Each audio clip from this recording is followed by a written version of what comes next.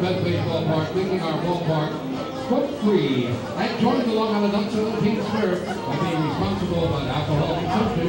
Please take a look at the Duck Vision scoreboard on the center field. With this important word from Long Island Ducks coach Buddy Harrelson. Hi fans, Buddy Harrelson here. When we take the field, we have a plan. The Ducks in Suffolk County stop DW Live. We want you to have a plan too. If you're drinking alcohol, have a plan. Don't forget. The Long Island Ducks and the Stop DWI programs in Suffolk County hope you enjoyed tonight's ball game. I'd like to remind you to have a plan to get home safely. If you've been drinking, please don't drive. By all means, get a ride.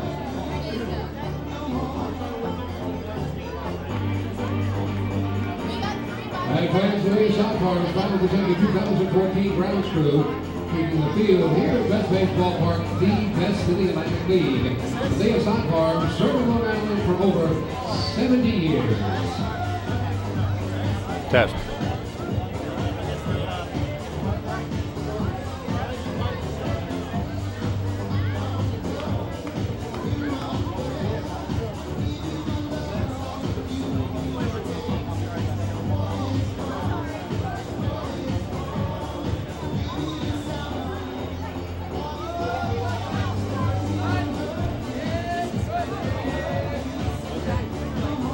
Fans, don't forget about the table in front of the Water Work Shop on the fan concourse behind on play and purchase some tickets for our 50-50 raffle.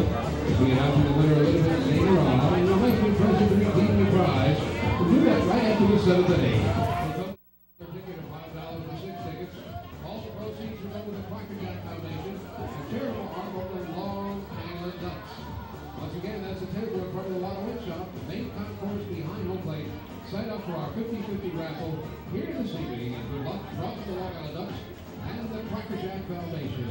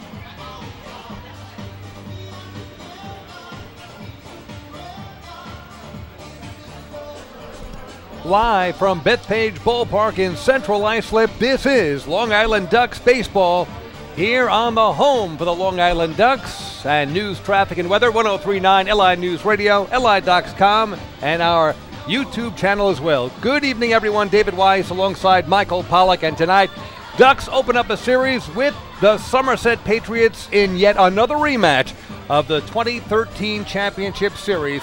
A year ago when the Ducks went back-to-back, beak-to-beak, and quack-to-quack. Michael, it's a pleasure to be with you back in the booth again. It's been so long between broadcasts, I had to ask for directions to Bethpage Ballpark. Well, hopefully you got the directions quickly, and you seem to get here on time, so that is always good. It's a pleasure to be back in the booth with you as well. And the Ducks are hoping to keep some of their recent success going. They took 2 of 3 from the Sugarland Skeeters here this week, and coupled with the win against York on Monday, 3 of 4 this week. So a good start to the week for Long Island, and now a very big series against their Liberty Division rivals in the Somerset Patriots. And for the Ducks, it's crucial times here now. They're down to their last 35 games here in the regular season. They're 2 games out in the wild card spot behind the Lancaster Barnstormers. So this is going to be a crucial series. It's also the start of 10 games in 13 days against the Patriots. So these two teams are going to get very familiar with each other here quickly. Basically, the Patriots picking up where they left off last year, finishing first in the division. Liberty Division, of course, this year, and on top here in the second half. So the Ducks really are thinking wild card here, although there's still time to make up ground even on the Somerset Patriots. And you mentioned the most important number, 2 games back in terms of that wild card. If Somerset repeats, you get another team added to the playoffs, and the Ducks are in the hunt for that. The Ducks, as well chronicled, started out 2-0 in the second half, lost 13 in a row, but have gone 12-8 since. It has been about opportunistic hitting, good defense, but especially about the pitching. Oh, the starting pitching has been phenomenal. When we saw it last night, it was all about Bobby Blevins' complete game effort and needed just 97 pitches to get through, 70 of which were for strikes, allowing just 1 run. It was earned. But he has thrown 8 consecutive quality starts, and even though John Brownell is the ace of the staff, Blevins, with the way he's throwing, has basically become the leader of the staff. And Kevin Byers was saying how much he looks forward to Bobby's starts, but when you have John Brownell, Bobby Blevins, Jared Lansford, who starts tonight, Sean Garceau, who recently has turned things around, and Mitch Talbot, who's been great since becoming a starter, that's a 5-man rotation that can compete with any team here in this league. And it is conducive to long winning streaks. The Ducks are looking to put a long streak together, if not 7 or 8 in a row, but we're talking about 8 out of 10, 12 out of 14, and it is very possible, even likely, when you take a look at the starting pitching they have had. And on paper, tonight's pitching matchup is a dandy. 2 of the best pitchers in the league. Jared Lansford, pitcher of the month in July, he's red hot, and Matt Maloney for the Pats. Yeah, it's a very good pitching matchup. We'll have more on that as we go on in the broadcast, but 2 nights ago it was a great one. Matt Wright, the ace of the Skeeters, and John Brownell, the ace of the Ducks. Last night, another very good one. Blevins for the Ducks and Steve Hammond for the Skeeters. So we get another terrific pitching matchup here tonight, and that's what you can hope for as a fan, to get to see 2 great pitchers go toe-to-toe. As the North Shore LIJ Southside Hospital pregame show continues, our own Michael Pollack sits down and talks in the locker room with skipper Kevin Baez when we continue on Long Island's home for news, traffic, and weather, 103.9 LI News Radio.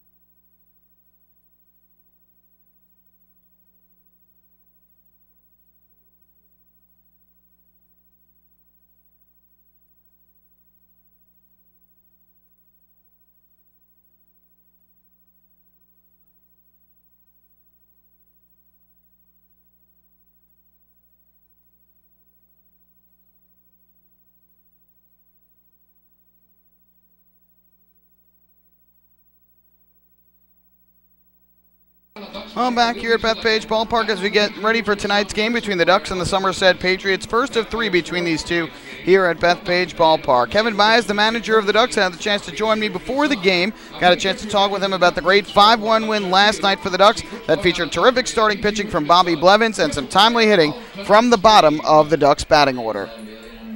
Kevin, a terrific performance from Bobby Blevins last night during the series win against Sugar Land. Talk to me about what was making him so effective last night and how impressed were you with his results? Very impressed. He's throwing strikes, locating, doing what Bobby does. He's a competitor, and anytime he takes the mound, we expect some great things, and he definitely didn't disappoint us. 8 consecutive quality starts for him. Just talk about the stretch he's on right now and how much of a zone you can see that he is in. It's definitely you're excited and you're looking forward to his starts, and you feel good about your chances, and and that's what he gives us. He gives us a chance every time he takes the ball and gives us a chance to win. When you have a rotation that's putting together performances like a guy like John Brownell has, and Blevins and Jared Lansford and Mitch Talbot and lately Sean Garceau, how much does that ease the pressure on you a little bit as a manager? Well, definitely, you want your starters to give you, some length, and they have been, and then it's just a matter of our bullpen, doing their job. So, our starting pitchers have been outstanding, and we just need to get it together with the bullpen, and that's what we want to do. You talk about the bullpen a little bit. A couple guys, newcomers, and Tommy Organ and Sergio Perez have done well so far. What have you seen out of them that you've liked so far? Yeah, I mean, first thing is aggressive, throwing strikes, and that's one thing when they got here, and that's what we want. You know what? If you're gonna get hit, you're gonna get hit. But the bottom line is you make quality pitches, quality strikes. You give yourself a chance, and we have a pretty good defense out there. So don't be afraid of contact, and be aggressive. Another one of the guys you recently added, Doug Arguello, hasn't pitched in a game, but talk about the decision to bring him in and what you hope he can add to this team. Yeah, he's a guy that pitched in this league before, and is a quality pitcher, quality arm, left-handed arm as well. And he's a guy that could start and in relief. So he gives us some experience, and if need be, he can go into the starting role.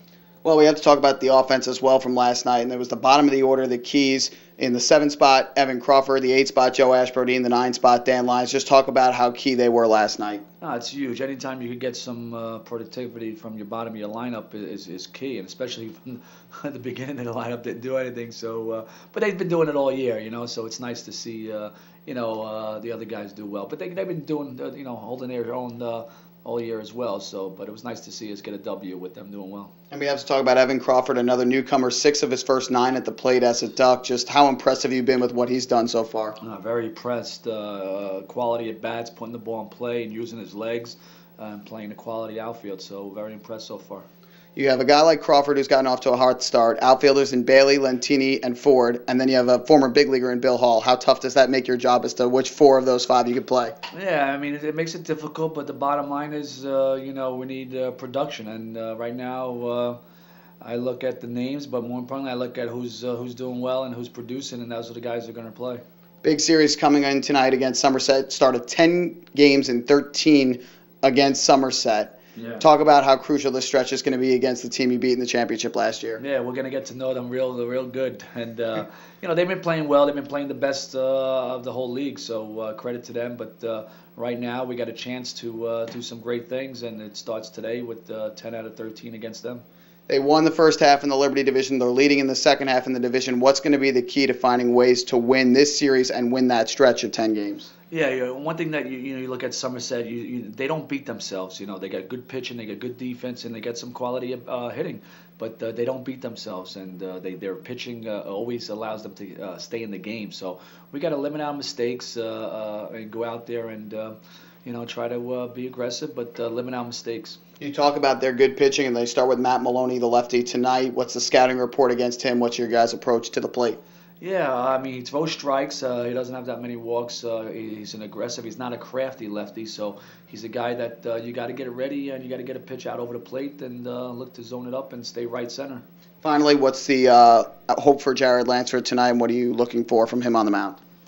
We're looking for another quality start from Jared. He's been pitching well for us all year, so just keep us in the game and as long as he can. As far as his pitch count, not too worried about that. Just looking at as far as his max effort innings and trying to limit that. All right, thanks so much, Kevin. Congratulations on the series win against Sugar Land. Best of luck in this series against Somerset. Thank you, Mike. That is Kevin Byes, the manager of the Long Island Ducks, talking about last night's 5-1 win for the Ducks over the Sugar Land Skeeters that gave them the series win as the Ducks took 2 of 3 from the current leaders in the Freedom Division standings. We will take one more break on the pregame show. When we come back, the national anthem, the starting lineups, and the first pitch of tonight's game between the Ducks and the Skeeters here on Long Island's home for news, traffic, and weather, 103.9 LI News Radio.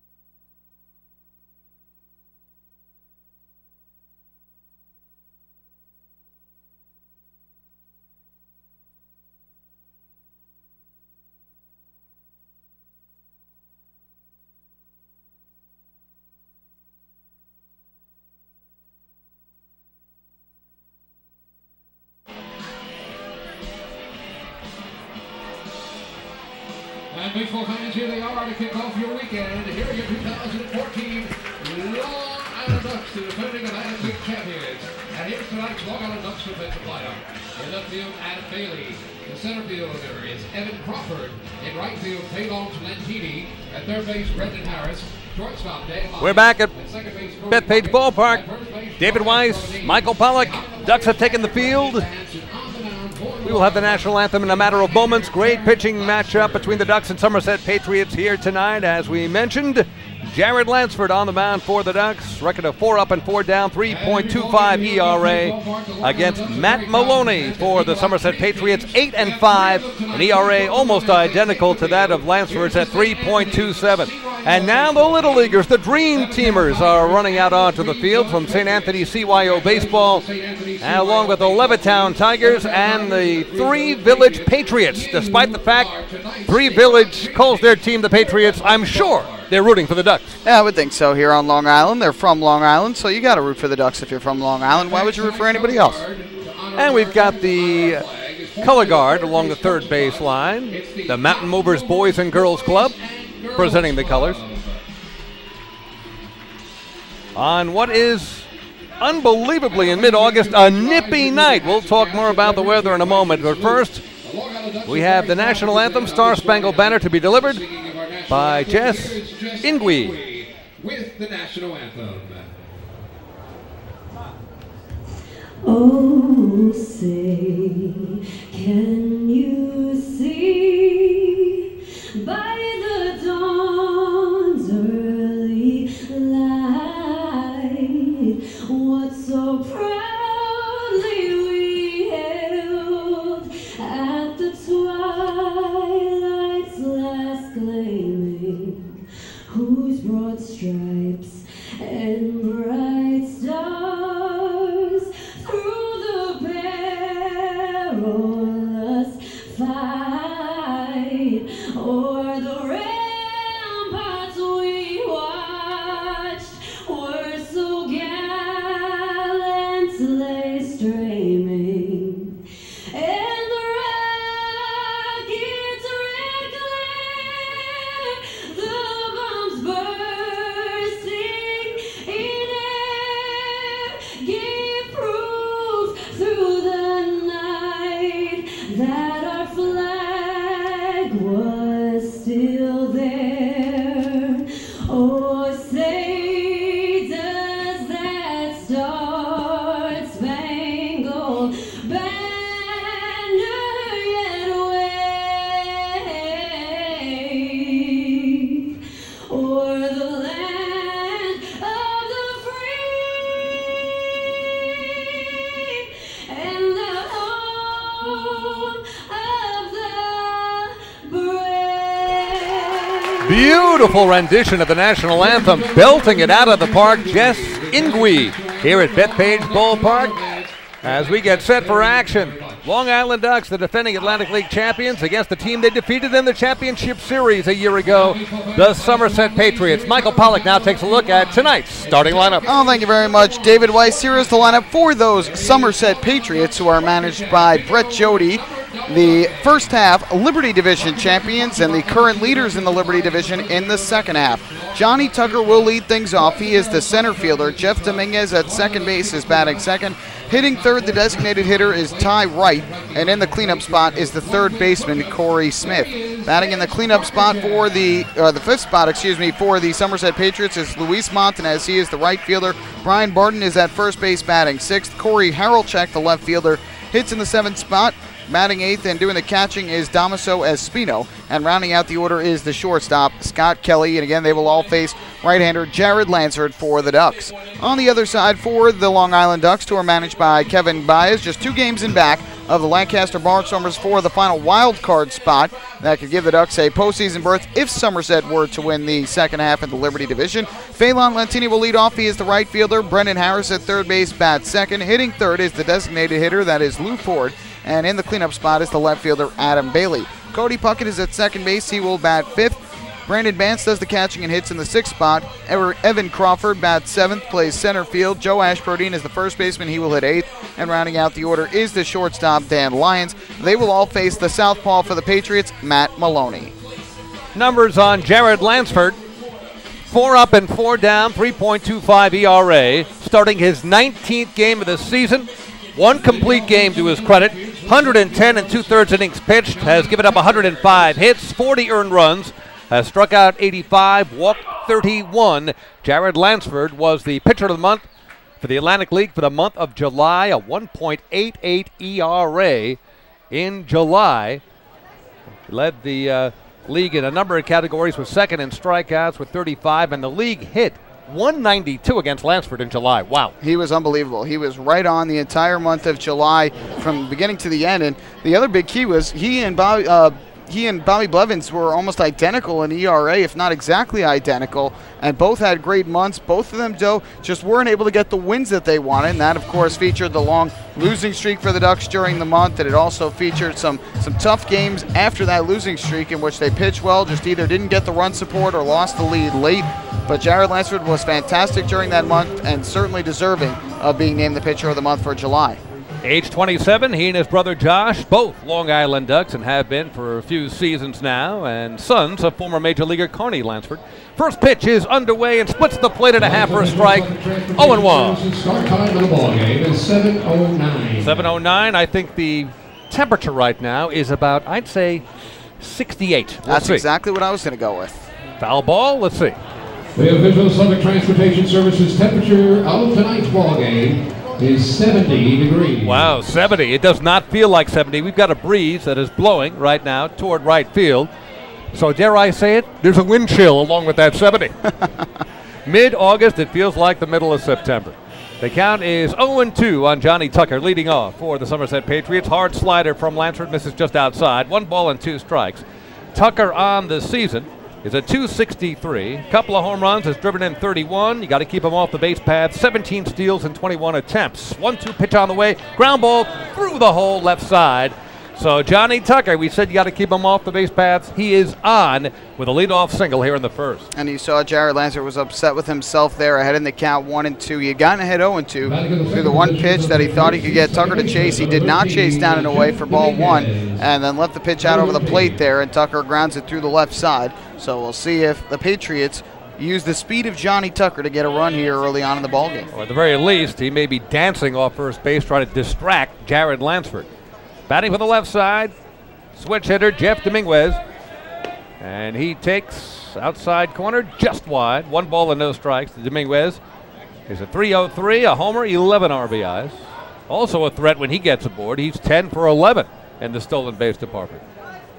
Healthy lead taken by Tucker at first base. Dominguez at the plate, the second baseman. And he swings, ground ball foul. Off the first base line. 1 ball and 1 strike to Dominguez. And Dominguez is a former Skeeter, played with the Skeeters briefly during the 2013 season, and now comes over here to the Somerset Patriots. And so we'll see again if Brett Chody decides to maybe put the hit and run on here or get Tucker moving towards second. Coming set, Lansford. Tucker takes his lead. Dominguez lays it down, a bunt, foul, left side. Looked like he was bunting for a base hit there, obviously, from the left side. He gets an extra half a step, full step of a jump, batting from that side of the plate. And he had third baseman Brendan Harris fairly deep at third, so had he laid that down successfully, you'd be talking first and second, nobody out, but it was foul. 1-2 to Dominguez. So, open stance from the left side, holds the bat high. Lansford's pitch on the way, right back to the mound, snared by Lansford. Over to second, Lions for 1, back to first, double play. A twin killing for the Long Island Ducks turned beautifully, 1-6-3. And that double play by the Ducks brought to you by New York State Public Employees Federation, PEF, the union that cares for the community. Yeah, it was a greatly turned double play, a comebacker right to Lansford. You always wonder when he comes back to the pitcher if he tries to rush that throw to second, but Jared took his time, waited for Lyons to get there, made the accurate throw, and Lyons the easy turn to first, and that's exactly what Jared was looking for after allowing the 2-strike single to Johnny Tucker. Boy, Jared made like King Henrik Lundqvist with that snare glove save on the mound. Ty Wright, the third batter in the lineup for the Patriots, the DH, takes a strike right down the middle, 0-1. To Wright, who's at .260 on the season, 8 homers, has driven in 42. Righty-righty matchup here, and he smokes one down the left field line, just foul by about a yard. He guessed fastball, got a fastball, was out in front. Getting excited for hockey season there, David? I can't wait. And it feels like hockey weather tonight, doesn't it? It does. There is a chill in the air, and after all that torrential rain we had earlier in the week, the humidity has gone way down. 0-2 pitch on the way and fouled. That one's spoiled. Good off-speed pitch outside corner, and Ty Wright stays alive at 0-2. But you're right, Michael, no humidity whatsoever. After the deluge a few days ago that affected this portion of Long Island, central Suffolk County, near and in and around the ballpark. Next pitch is down low in the dirt. 1 ball and 2 strikes, and our thoughts and prayers with everyone so adversely affected by the flooding and over a foot of rain inside of 5, maybe 5.5 hours. Were you okay? Your area okay? Yeah, I live in Oakdale. Good. And not all that far from Kevin Baez. I'm not sure how he did. He lives south of me, but he said he was okay. That's good. But I got lucky. I think about 6 or 7 inches of rain at my house, measured by the pool level. Not that anybody actually broke out some rain meters. We didn't know we'd get that much that quickly. But no, nobody knew. But, it was unbelievable. Yep.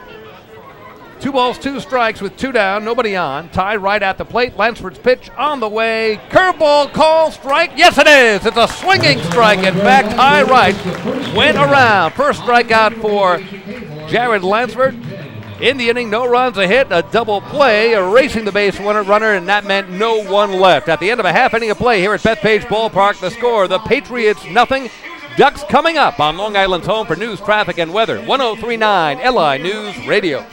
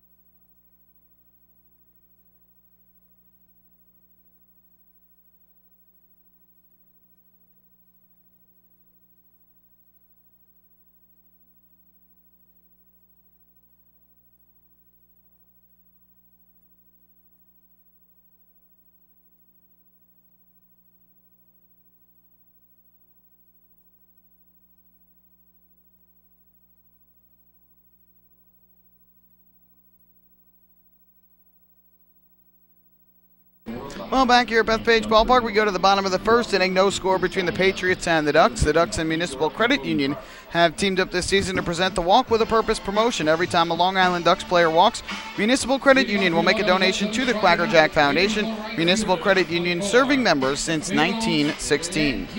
You know, we talked about that 5-1 win for the Ducks over the Skeeters here at Bethpage Ballpark last night. Talk about pace of play. A complete game by Blevins. Not a whole lot of wasted pitches. No walks in the game. 2 hours, 16 minutes. Second straight game that was 2 hours and 16 minutes if you don't count the hour 7-minute rain delay on Tuesday. How about that? Phelan Lantini at the plate for the Long Island Ducks, and he takes a strike from Matt Maloney. 8-5 on the season. An ERA of just over 3 1/4. Starting his 16th game of the season. The lefty delivers to Lantini and just misses outside. 1 ball and 1 strike to Phelan. Lantini on the season. Give you those numbers in a moment. 1-1 pitch on the way. A smack deep left field, but that is hooking foul. Boy, Lantini all over that fastball from Matt Maloney just out in front. Wow.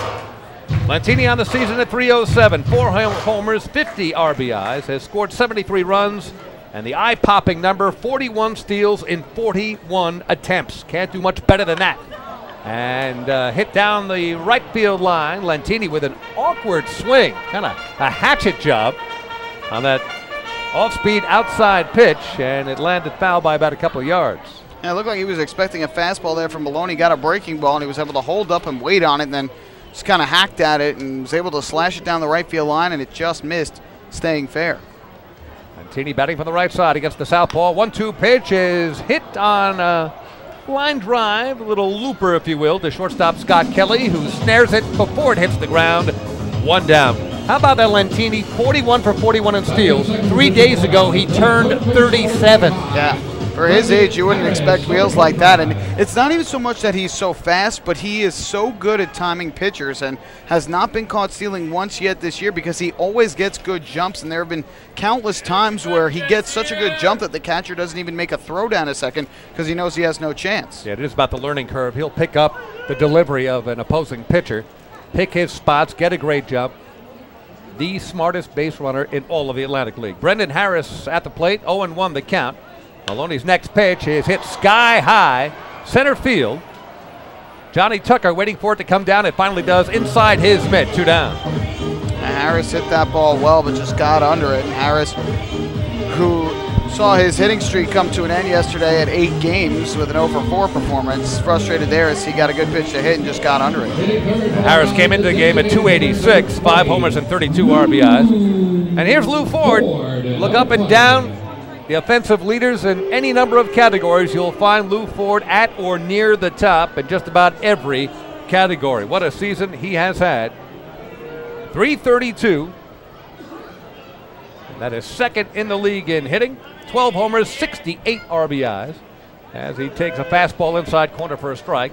0-1. But unusually, if you take a look at last night's box score, the first 4 batters for the Ducks went hitless as Ford breaks a bat and snares it down the right field line foul, 0-2. It was the bottom 5 of the order who had the 8 hits and supplied the offense for the Long Island Ducks. Well, the top 6 in the order were 0-for-17 up until the 7th inning in the ballgame, and that's finally when Brandon Bance got a single, and in the 8th, Cody Puckett got a single, but it was all about the bottom of the order. Evan Crawford was 3-for-3 with 3 runs. Joe Ashbrodeen was 2-for-3 with an RBI and a stolen base, and Dan Lyons had 3 runs batted in and a run scored along with a double in the 9th spot. It was all about those bottom 3 last night, and a big reason why the Ducks won at 5-1.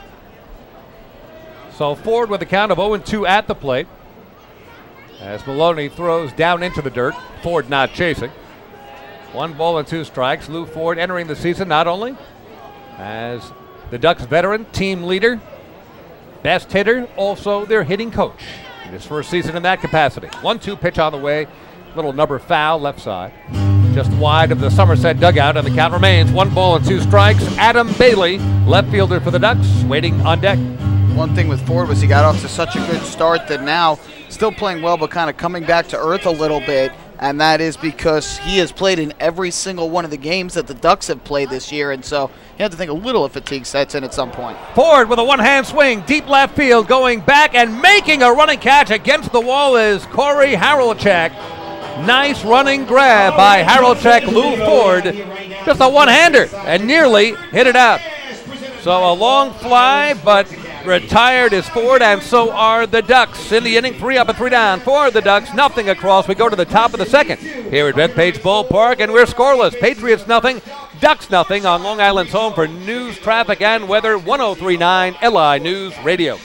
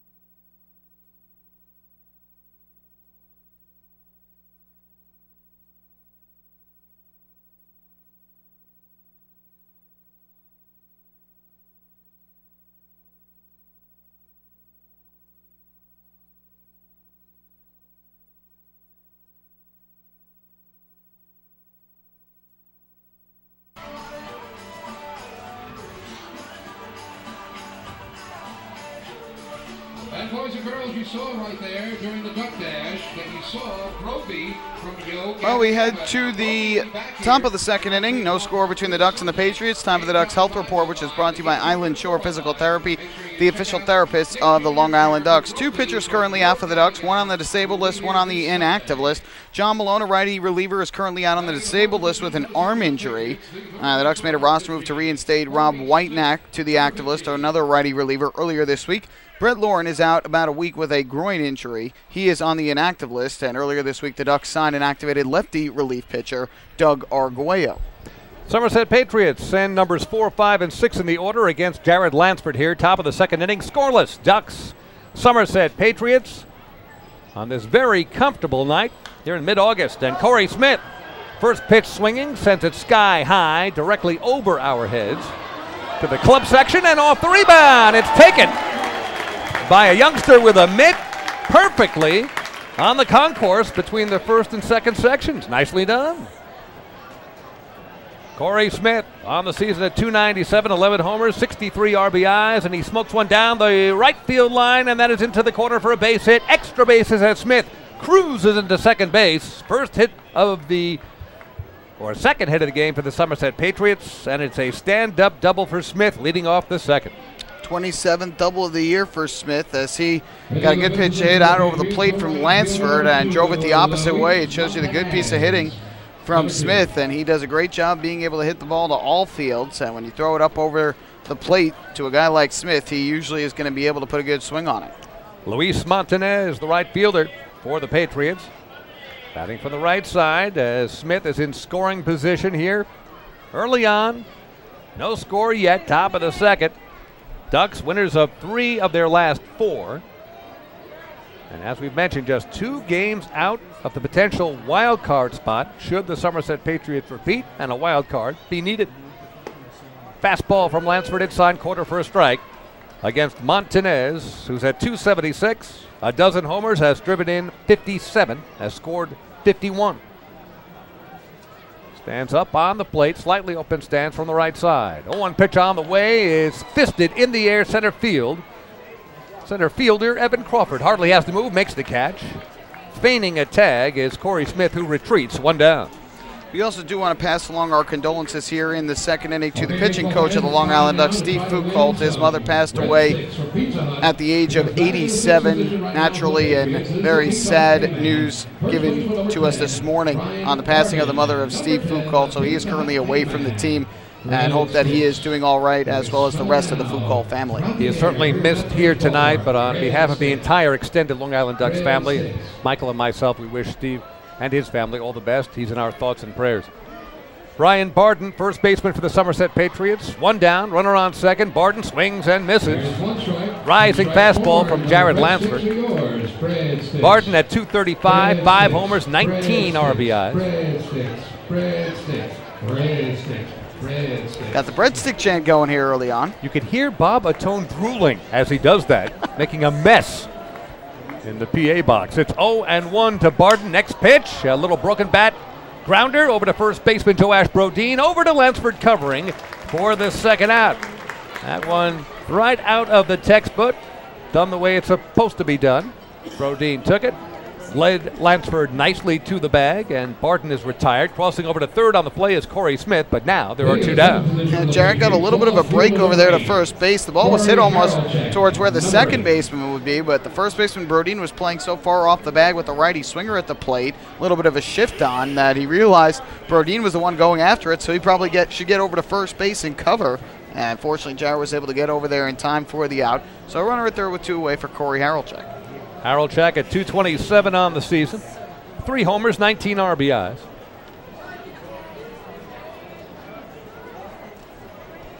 Lefty-righty matchup here is Harelchek batting from the left side, and Lansford misses outside with a fastball, 1-0. As you take a look at the Patriots lineup, they have only 2 players who will be batting from the left side against the righty, Jared Lansford.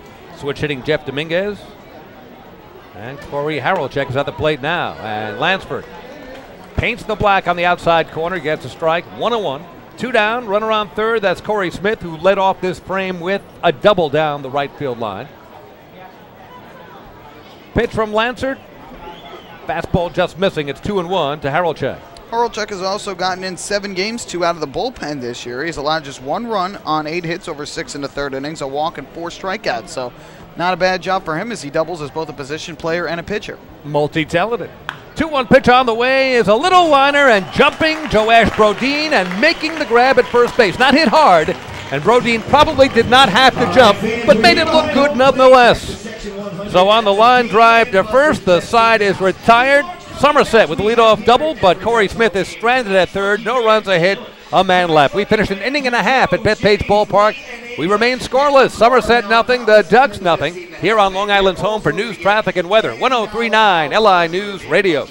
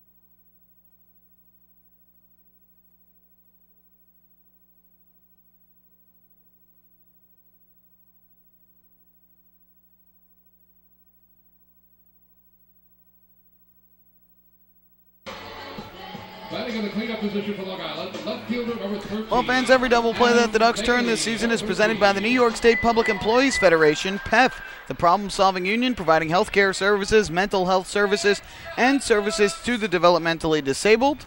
New York State Public Employees Federation, the union that cares for the community. Matt Maloney pitching to Adam Bailey at the plate for the Ducks. And a slider misses outside. 1 ball and no strikes to Bailey at .295. 14 homers, 65 runs batted in, playing in his 94th game of the season. Lefty-lefty matchup here as Bailey looks at another one outside.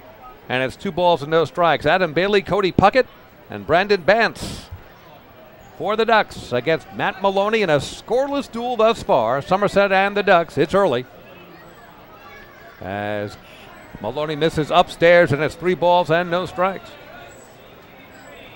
Leadoff double from Corey Smith in the top of the 2nd inning. Somerset trying to break out on top, but he was stranded at third as Lansford pitched well to keep Smith off of home plate. It's 3 balls and a strike as Bailey watches one right down Carlton Avenue. Bailey going with the high Black Sox here tonight, changing it up. Looks cool. 3-1 pitch. Bailey with a home run cut. He was guessing, guessed right, just missed it, fouled it straight back and over our heads. Count now full at 3-2 to Adam Bailey. And Bailey had been tearing it up of late at the plate, but a rare 0-for-4 performance in last night's ballgame. Bailey stands in there. Count full. Maloney's pitch on the way. Inside corner and 2 inside. So Bailey is aboard with a leadoff walk here in the bottom of inning number 2, and that is our first Municipal Credit Union walk with a purpose. Every time a Ducks batter walks, the Quackerjack Foundation wins. Good patient at bat there by Adam Bailey. Didn't chase until Maloney finally was able to throw him a strike, fouled off a tough pitch, and then took inside. So the Ducks get their first base runner of the night. Now we'll see if the middle of the order can help bring Bailey around. Cody Puckett, who was 1 for 4 last night against the Skeeters, and first pitch on the way, inside corner for a strike. 0-1. Puckett is at .274 for 2014. 7 homers, has driven in 54, and has played a very sharp and solid second base for the Ducks as he takes a big cut, hacks it foul, over everything to the right side, and Cody Puckett now in an 0-2 hole. And Puckett made a couple of very nice plays in yesterday's game in the 3rd inning, a running grab sliding along the warning track in the third inning on a foul pop by Travis Scott, and then it made a nice diving play in the hole off of Scott in the fifth inning to get the final out of that frame. Puckett with a slightly open stance from the right side. The lefty Maloney, 0-2 pitch, and Puckett flares it. Right field, Luis Montanez drifting back and to his right makes the grab. Heading back to first is Adam Bailey, one down. A good piece of hitting there for Puckett. You like to see him drive the ball the other way, as you like to see with any of your hitters. He did well in driving it the other way that time, but just got under it a little bit. And the right fielder Montanez was able to make the grab. So brings up Brandon Bantz, catcher for the Long Island Ducks. Playing in his 25th game as a Duck. He's at .278, couple of homers, has knocked in 13. Shares the catching duties with Jan Vasquez. Bottom of the second, we're scoreless. Adam Bailey at first base after a leadoff walk. And there's a ground ball toward the middle. It's taken by Scott Kelly. Over to second for one and back to first. An easy 6-4-3 double play. And the side is retired. So easy that one looked as if it was in slow motion. So the leadoff walk, Adam Bailey, he is erased. Ducks still looking for their first hit. And with the DP, side is retired with nobody left. We've played 2 scoreless innings here at Bethpage Ballpark. Somerset nothing, Long Island nothing. On Long Island's home for news, traffic, and weather, 103.9 LI News Radio.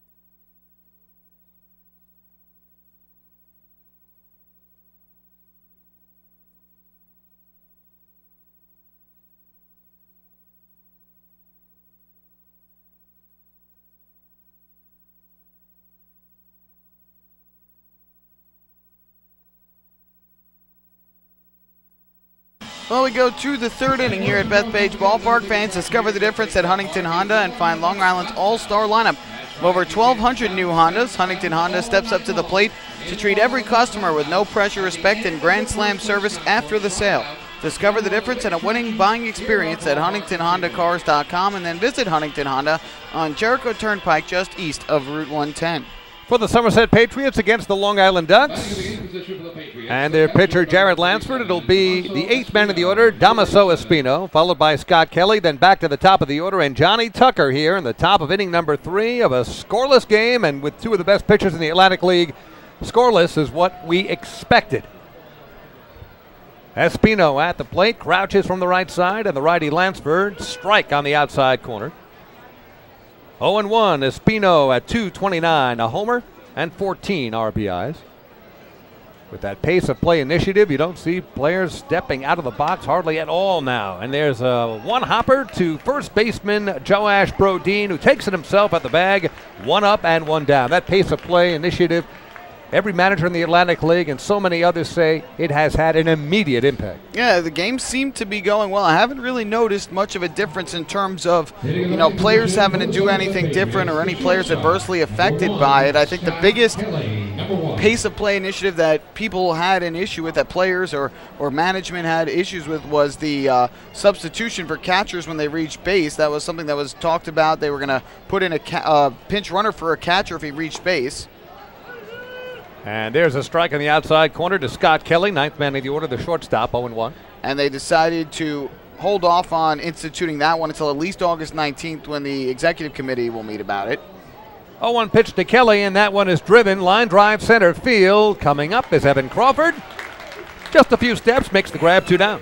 And the whole purpose of that rule was so that way catchers could go back to the dugout, get their catcher's gear on, and get ready to go out and catch the pitcher to warm up in the next inning. But ultimately they decided against instituting that one right away. We'll see if that ever does get put into play, but the Atlantic League so far has, according to what the league put out earlier this week, seen 10 minutes shaved off of game times and a decrease in the average of an Atlantic League game by 10 minutes. How about that? Johnny Tucker takes a strike on the inside corner, 0-1.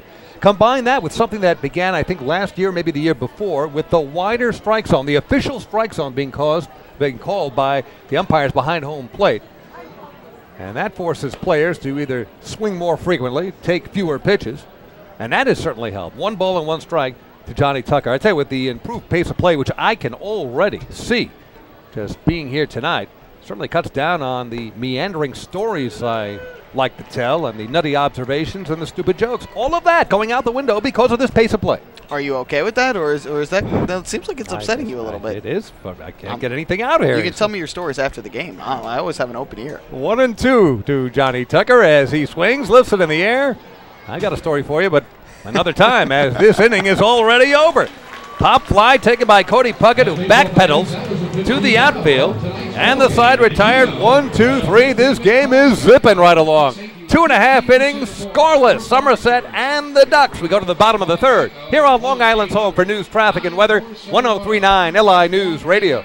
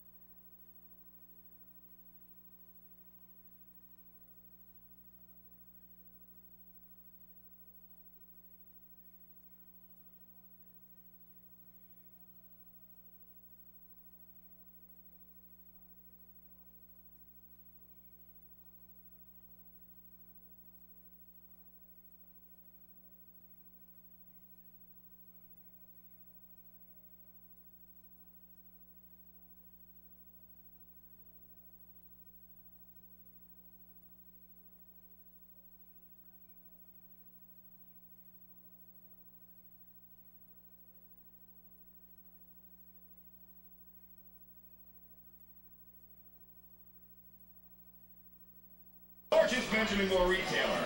Visit their 27 convenient locations or visit theirhouse.com. Well, when Johnny Tucker popped out to second baseman Cody Puckett to end the top of the third inning, that was the 15th out of tonight's ball game. Did you know that a 15-minute phone call to Geico could save you 15% or more on your car insurance? Get a free quote today. Call 1-800-947-AUTO. That's 1-800-947-AUTO or visit geico.com. Matt Maloney pitching to Evan Crawford and misses inside. 1 ball and no strikes to Crawford, to be followed by Joash Brodeen, then Dan Lyons, bottom third of the order against Matt Maloney for the Somerset Patriots. Big golf swing from Crawford, and fouling it straight down at the plate. 1 ball and 1 strike to Evan on the season. .667. That's a softball average. It's pretty good. Playing in his 5th game. He is 6 for his first 9 as a Long Island Duck. 4 runs scored, no homers. Has driven in a run. Off to a good start as a Duck. Next pitch skips away from catcher Damaso Espino, and now 2-1 to Evan Crawford. Well, Evan is doing a great job in his first few games as a Duck, and had a 3-for-3 performance last night with 3 runs, stole a base as well, and he's gotten out to the start that Kevin Byers was hoping for, and in the lineup for a second straight day. Yeah, 4 games, he's 3 for 3 in the larceny department in steals. 3 balls and a strike to Evan Crawford. So he has had an impact early on as a Long Island Duck, and plays a terrific center field, can shag him down with anybody. 3-1 pitch on the way, and this one's hit in the air high. Matt Maloney, the pitcher, is calling everybody off. Now he is called off by the first baseman, Brian Barton. You very rarely see a pitcher make a catch in front of the mound. Usually he's called off by someone who's got a better angle. In this case, it was Brian Barton. But for a while, it looked like Maloney was going to take care of it until Barton took control. That's one of those dreaded high pop-ups in an area that's not easy for one specific player to call everybody off, and Barden took charge on that play as he got closer to home plate. And so Crawford with a rare putout, and so now 1 away. Joash Brodeen, first baseman for the Long Island Ducks. Stance that's slightly closed at the plate from the right side against the lefty Matt Maloney, who misses downstairs. 1 ball and no strikes. Brodeen is at 251. 5 homers, has knocked in 47, has scored 39 runs, playing in his 100th game of the season. Next pitch hits the outside corner, off-speed pitch from Maloney, 1-1. And Brodeen has had back-to-back multi-hit games, had a great series against the Skeeters, and if you're the Ducks manager Kevin Baez, you hope that starts to give him some momentum and help him pick up a strong end to his season.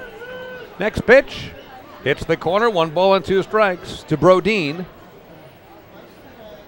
Such an important element in the Ducks championship run in 2013. 1-2 pitch on the way is hit. Left field. Boy, off the bat, it looked like it would go a lot further than it did, just medium left. And that is caught by Corey Haroldchak, 2 down. And Brodeen there, flying out to left field. And Matt Maloney looking very strong here early on. He struggled against the Ducks earlier this season on June 14th at TD Bank Ballpark when he allowed 4 runs on 9 hits in 7 innings, took a loss in a 4-1 defeat as the Ducks swept a day-night doubleheader that day in Bridgewater, New Jersey. However, he earned the win in his first start of the year against Long Island in New Jersey, allowing just 2 runs on 5 hits in 5 2/3 innings, and the offense gave him 9 runs of support in a 9-2 win. Dan Lyons at the plate, takes high and tight with an off-speed pitch. 1 ball and no strikes to Lyons, the Ducks shortstop at 267.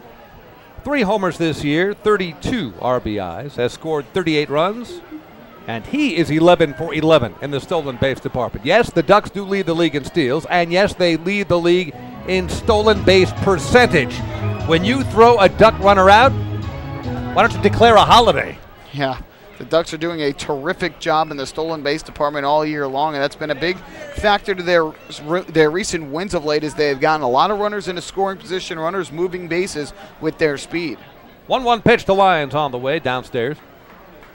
2-1 to Dan Lyons. Phelan Lentini right back to the top of the order. Phelan waiting on deck. Scoreless, bottom of the 3rd. Bethpage Ballpark, Ducks and Pats. Fastball missing, high and away, 3-1 to Dan Lyons. Considering what Phelan Lentini can do at the plate, you know Matt Maloney does not want to issue Dan Lyons a free pass. Yeah, the Ducks would love to get a walk out of the 9 spot in the order, get the speedy Lyons on base here. 3-1 on the way is inside, and Dan Lyons is aboard. That's another Municipal Credit Union walk with a purpose. Every time a Ducks batter walks, the Quackerjack Foundation wins. The Ducks have had two base runners thus far in 2 2/3 innings. Both have come by way of a walk. They're still looking for their first hit. Phelan Lentini now at the plate. Now, walks are sometimes as good as a hit if you can get them in the right spots and you can find ways to get guys on base, and then you can get a hit to pick them up. That's going to be the key. You got to stay patient when a guy is not throwing pitches in the strike zone.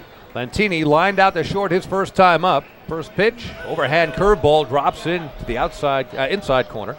No balls and a strike to Lentini. We mentioned Lyons' speed and the fact that he has 11 steals and has not been caught once in 2014. Taking a good lead, being held on by Brian Barton. Pitch from Maloney on the way is hit left field. Deep. Corey Haroldchak is going back, reaches up and makes the grab at the wall. Haroldchak just about ran out of room. Lentini got a lot of it, but not quite enough. Flying out to deep left field, and the side is retired. So for the Long Island Ducks, no runs, no hits, a walk, a man left. We have finished 3 here at Bethpage Ballpark. Nothing but goose eggs up on the board. It is Somerset nothing, the Ducks nothing on Long Island's home for news, traffic, and weather. 103.9 LI News Radio.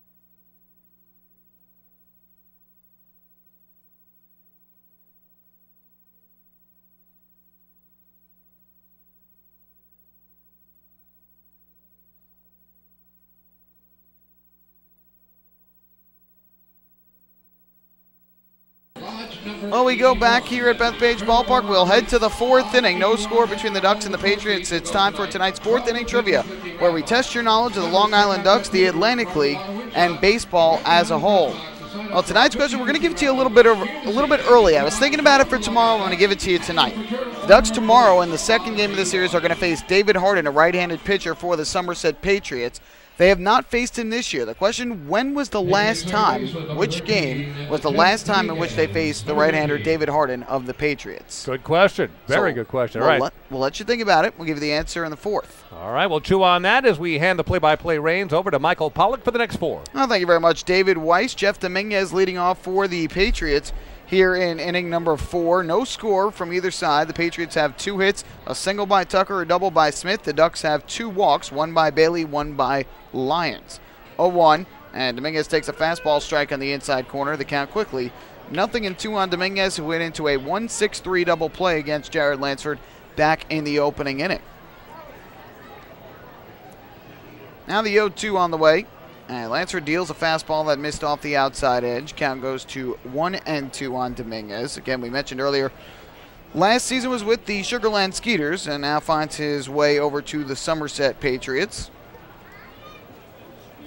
From the wind, the 1-2 pitch, and Dominguez swings and lines this one foul down the left field line off the warning track and up into the stands. So we'll do it again at 1-2. Dominguez was 3 for 8 at the plate in the series against the Barnstormers. The Patriots were in Lancaster before they came here to Long Island. 1-2 fouled off. Dominguez just caught a piece and knocked it to the backstop behind home plate. That'll keep the count right where it is at 1-2. Well, coming into the game, Lansford had 85 strikeouts, 31 walks. 1 strikeout tonight, has not walked a batter. Truthfully, I don't remember him even coming close thus far. And the 1-2 here misses outside for a ball. The count goes to 2-2. Give you some quick reference here as I look back. He has not had 1 3-ball count yet in this game. Wow, how about that? I mean, he's been very sharp with his control, mixing speeds well. Patriots off balance. Now a 2-2 pitch on the way, and Dominguez takes low. So as we said it, now there's the first 3-ball count of the game. And a good job by Dominguez, who fell behind 0-2 to work the count full. You know, it's funny, there is very little humidity in the air. Temperature was dropping to the 60s, but still we get the leftover Skeeters. I guess when the Skeeters left town, they deposited some Skeeters in the broadcast booth. Must have left a few behind because they were upset about the series win by the Ducks. Nothing I hate more than actual Skeeters. 3-2, swing and a miss for strike 3. Jared Lansford got Dominguez to chase down low. Second strikeout of the night for Lansford. And there's 1 out here in the 4th inning. That is now 7 straight retired by Lansford. That must have looked really good to Dominguez as it was coming in, and then it just dove right down. Lansford with a great pitch there. And with the Patriots, you know how opportunistic they can be. Really is a key to keep the leadoff man off base. It almost looked like a splitter that time there from Jared Lansford, the way it dove down late. First pitch to Ty Wright, and he'll take down and away for ball 1. Wright, the designated hitter, bats from the right side in the 3 spot. He struck out his first time up back in the opening inning.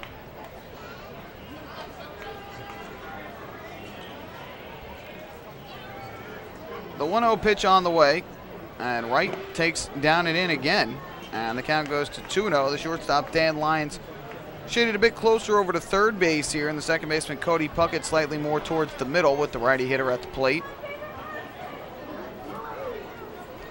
2-0.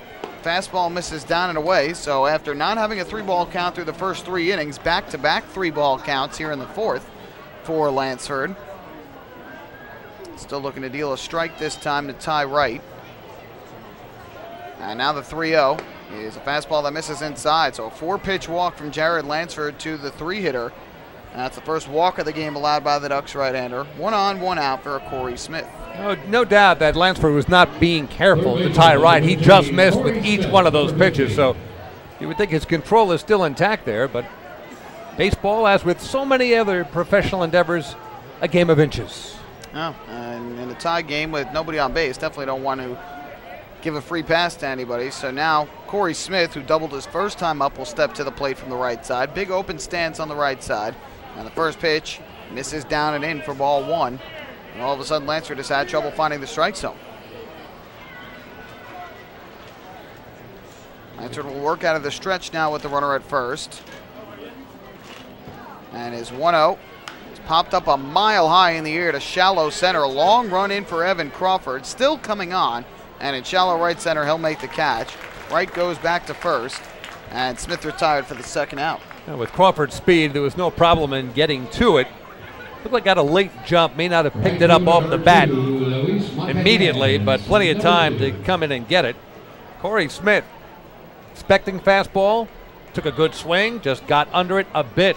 Last time up, took a fastball and went with it the other way down the right field line. So Corey Smith, one of the most dangerous hitters for Somerset, erased here in the fourth. So 2 down, Luis Montanez will come up to bat, and he takes the ball down low from Lansford, who has thrown a ball to each of the last 3 hitters to start the at-bat, and the count 1-0 on Montanez, who fly to center his first time up.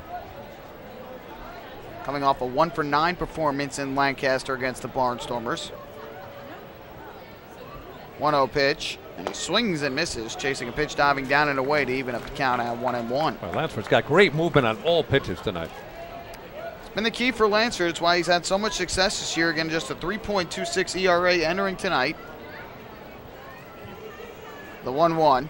Fouled back to the screen behind home plate. Good cut. And the count goes to 1-2 as Lansford now 1 strike away from working around the 1-out walk to right. The Long Island Ducks, they're playing the Somerset Patriots for the first time here in the second half, losing 6 of 10 to the Pats in the first half. 4 and 6 against the Patriots coming into this game. First time these 2 teams are playing since June 16th, a span of almost 2 months. Right. 1-2. Fastball missed upstairs. Count goes to 2 balls and 2 strikes. But as you mentioned in the pregame show, we have detailed the schedule for you. Ducks and Pats will get to know each other very well over the next few weeks. 10 games in the next 13 games for the Ducks, with only 3 against Bridgeport Monday through Wednesday of this upcoming week separating it.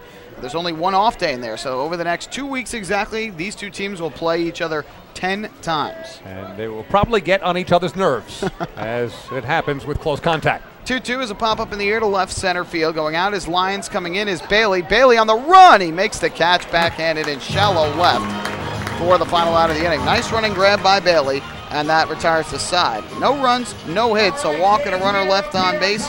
We have played 3.5 innings here at Bethpage Ballpark. No score on Long Island's home for news, traffic, and weather. 1039 LI News Radio.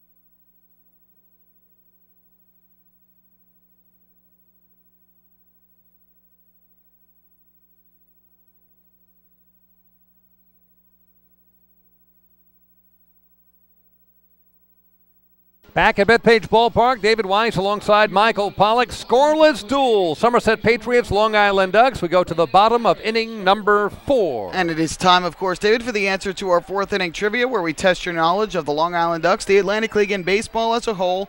Again, the Ducks will face right-handed pitcher David Harden in the middle game of this series tomorrow. When was the last time that the Ducks faced Patriots righty David Harden? I'm guessing Game 5 championship series last year. You would be correct. Yes. Nice guess, David. Thank you. First pitch is a breaking ball over the inside corner for strike 1 to Brendan Harris. David Harden started that game against John Brownell.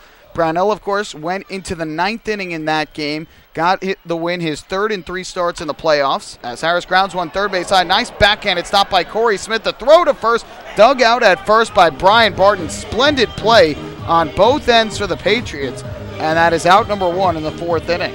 I figured there was a reason you asked that question, that it would be a poignant recollection of another magic moment for the Long Island Ducks, going back-to-back, beak-to-beak, and quack-to-quack. Game 5 last year. That's what it was, and the Ducks roughed up Hardin. They got 6 runs off of him in 4 1/3 innings, including the 3-run home run by Ray Navarrete in the 4th inning.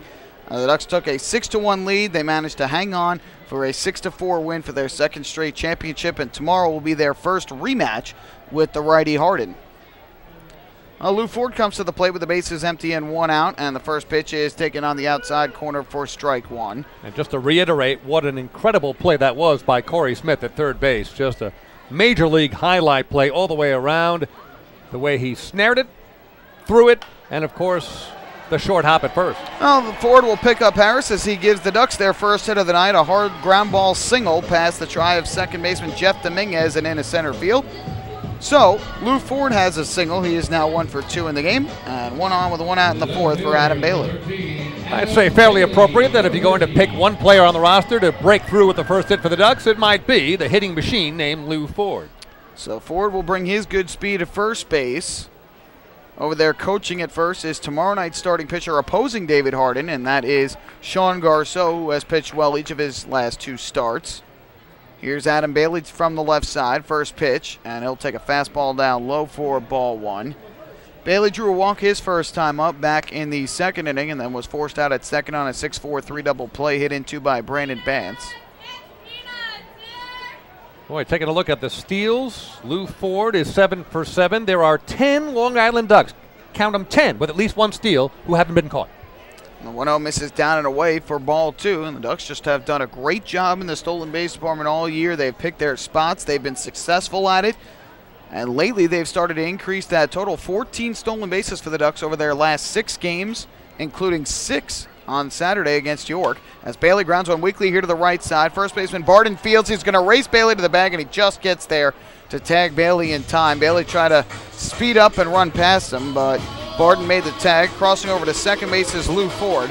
So runner in a scoring position with 2 out. First runner in scoring position for the Ducks tonight, and that'll bring up Cody Puckett. That really works as a swinging bunt, so Ford is now in scoring position with Puckett at the plate. The steals and the caught stealing is ridiculous. Long Island Ducks have 95 steals. They've been caught stealing 10 times. That's unbelievable. It's better than 9 out of 10.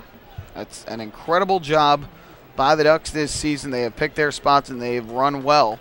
And as I mentioned, they have been running ragged of late. They have run amok. First pitch to Cody Puckett, misses down and in. Good block at home plate by Espino. And the count 1-0. They're getting them from all spots. Joe Ashbrodine really has started to pick things up lately in terms of the stolen base department. The newcomer Evan Crawford just adds a new dimension to the lineup. He begins to play almost every day. His speed certainly a lot greater than that of, say, Bill Hall, for example, who's on the bench for a 2nd straight game. Ford leads at second, the 1-0, and Puckett swings and fouls it back behind home plate to even up the count at 1-1. That was a rising fastball from Maloney. He's got good pop on that fastball. Against a guessing game, Puckett was guessing fastball, had a great hack at it, and fouled it straight back. He just missed it. Scoreless in the bottom of the 4th inning here at Bethpage Ballpark. Ducks and the Patriots in the opener of a 3-game series this weekend. That'll be a 1-1 from Matt Maloney to Cody Puckett. Lefty pitcher comes set, deals to the righty batter, and Puckett swings and rips one on the ground at third, goes off the glove of Puckett towards third. He will pick it up, but he'll have no play. Puckett is at first safely, and the Ducks will have runners at the corners with 2 away on the infield single from Puckett. No doubt, infield single. That was just an in-between hop. Real hard smash.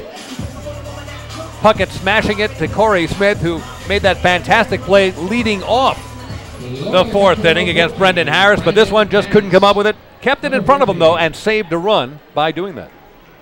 So Puckett will be at first, and over to third is Ford. And now Brandon Bance will have the opportunity with 2 on and 2 out.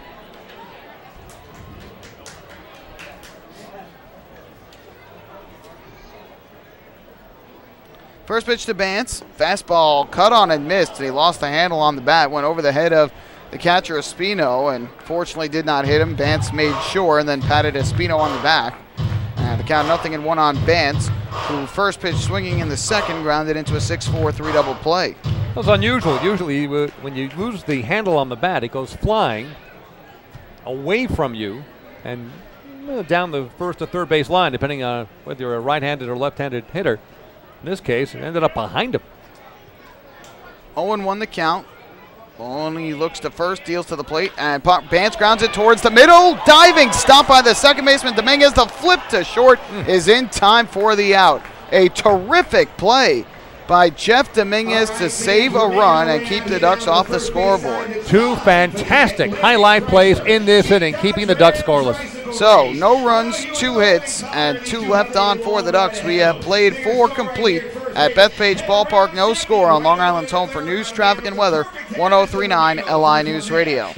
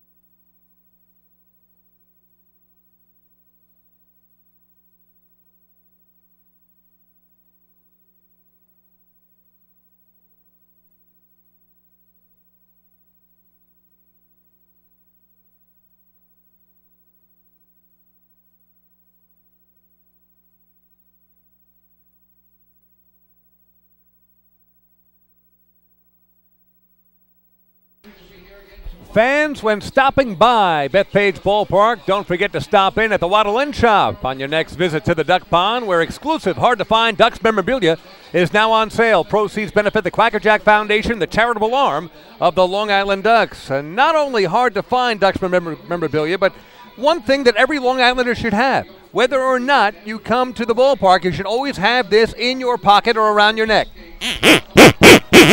It is a quacker. It should be standard for any garment you wear. It has to be a part of your wardrobe. You need the quacker. In my house, my wife sounds the quacker. I know it's time for dinner. It's as simple as that. And you know something? This quacker also serves as a mating call. I don't want to get into that right now, though. Wow. I know, a little too much. Maybe a little TMI there. All right, thank you. But a good way, definitely, to sound for dinner. I wouldn't be surprised if she uses it to wake you up in the morning, too. That, too. Not a bad alarm clock. First pitch on the way from Jared Lansford. Grounded back towards the middle. This is going to sneak through for a base hit to center off the bat of Brian Barden. Ducks came within inches of getting a run in the 4th inning, but a tremendous diving stop up the middle by Jeff Dominguez and a flip to second, recording the force out for the final out of the inning, and that prevented Lou Ford from scoring from third base. Somerset showing us here tonight why they have been so tough to beat all season long. Good pitching, the hitting in spurts, as with any Atlantic League team, and defensively unmatched. Yeah, they have been terrific in terms of their defense and in terms of their pitching this year. First pitch here misses inside for ball 1. Pitching staff second in the league in ERA at 3.35, and the fielding tied for the best fielding percentage in the Atlantic League at 478. Second fewest errors in the league, just 2 more than the Skeeters, who were just in town. The 1-0 from Lansford. Runner goes from first, swung on and missed for strike 3. The throw to second, right on the money, and out at second base on the caught stealing is Brian Barden. The caught stealing will go 2-6 on the putout and 1 away here in the 5th. Yeah, Barden has 3 steals, has been caught stealing twice, now make it 3 times, as the throw was right on the money from Brandon Bance. Not a great jump by Barden either, and that's a great break for the Ducks in this scoreless game. Somerset getting a runner on. Skipper Brett Jody wanted to get his runner in motion, maybe get somebody in scoring position, but it was not to be.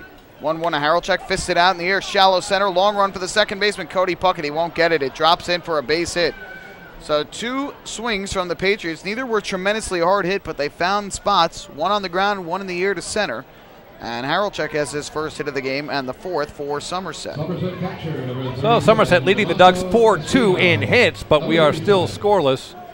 We talked about it in the pregame show, and it has come to pass. Sometimes you look at the stats coming into a game, you say this should be a great pitcher's duel, and it ends up being a 10-7 wild affair.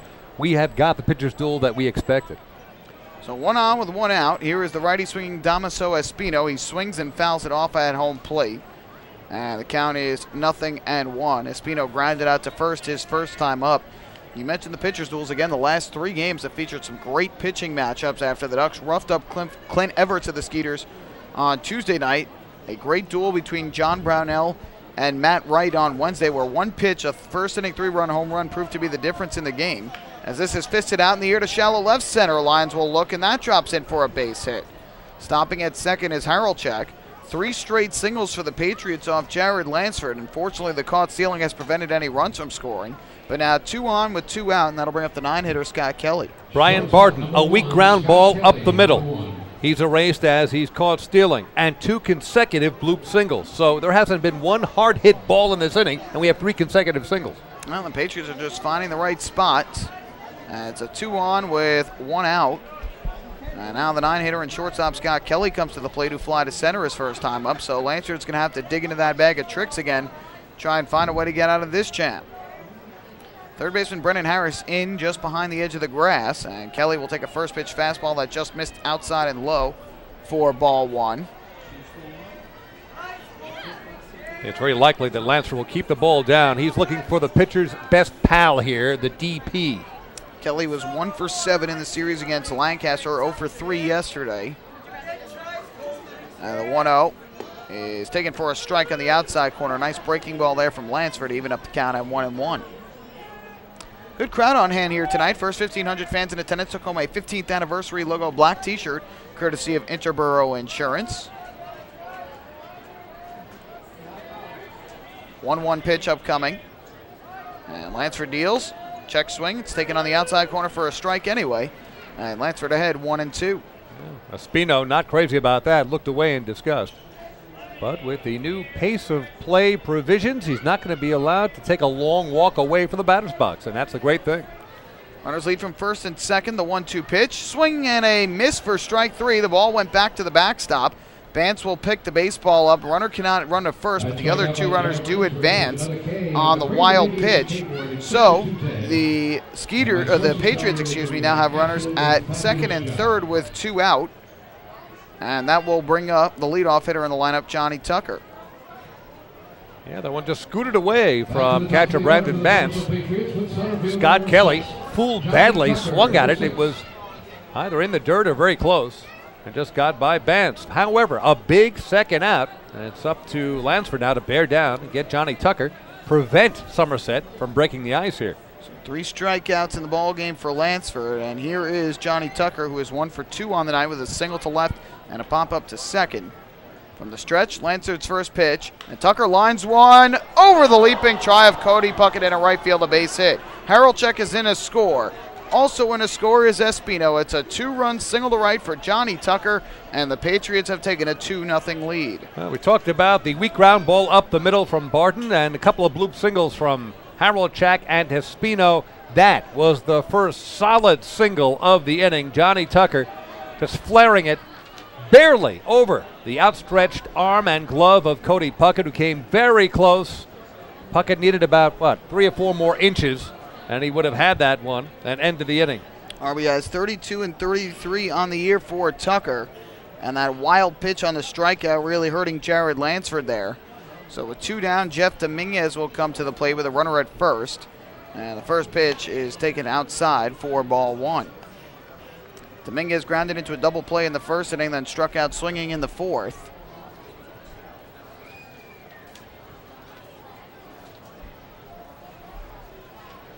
The 1-0 pitch, and Dominguez will swing and miss, chasing one down and away here to even up the count. Tucker continuing to do some damage against the Ducks. He had the walk-off hit in the Patriots' 3-2 15-inning win on opening night in Bridgewater, New Jersey of this season. 1-1, and Dominguez fouls it back to the screen behind home plate, 1-2. However, Ducks fans will always remember Tucker for the ball he hit to right fielder Adam Bailey for the final out of last year's championship series in Game 5 at TD Bank Ballpark that put a cap on a great postseason for the Ducks.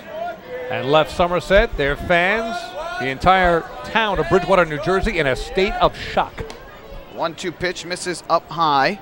To leave it up to count at 2 balls and 2 strikes. We remind you, the Ducks finished both halves last year under 500. They snuck into the playoffs, but all you need to do is to get to the dance, and then you can write your own script, which the Ducks did beautifully. Runner goes from first, 2-2, swung on and missed for strike 3. Lansford blows it by Dominguez for his 4th strikeout of the game. However, it was a batter too late as the Patriots get 2 runs on 4 hits in the inning. No errors, and they leave 1. We have played 4.5. We're halfway through. It is the Patriots 2 and the Ducks nothing on Long Island's home for news, traffic, and weather, 103.9 LI News Radio.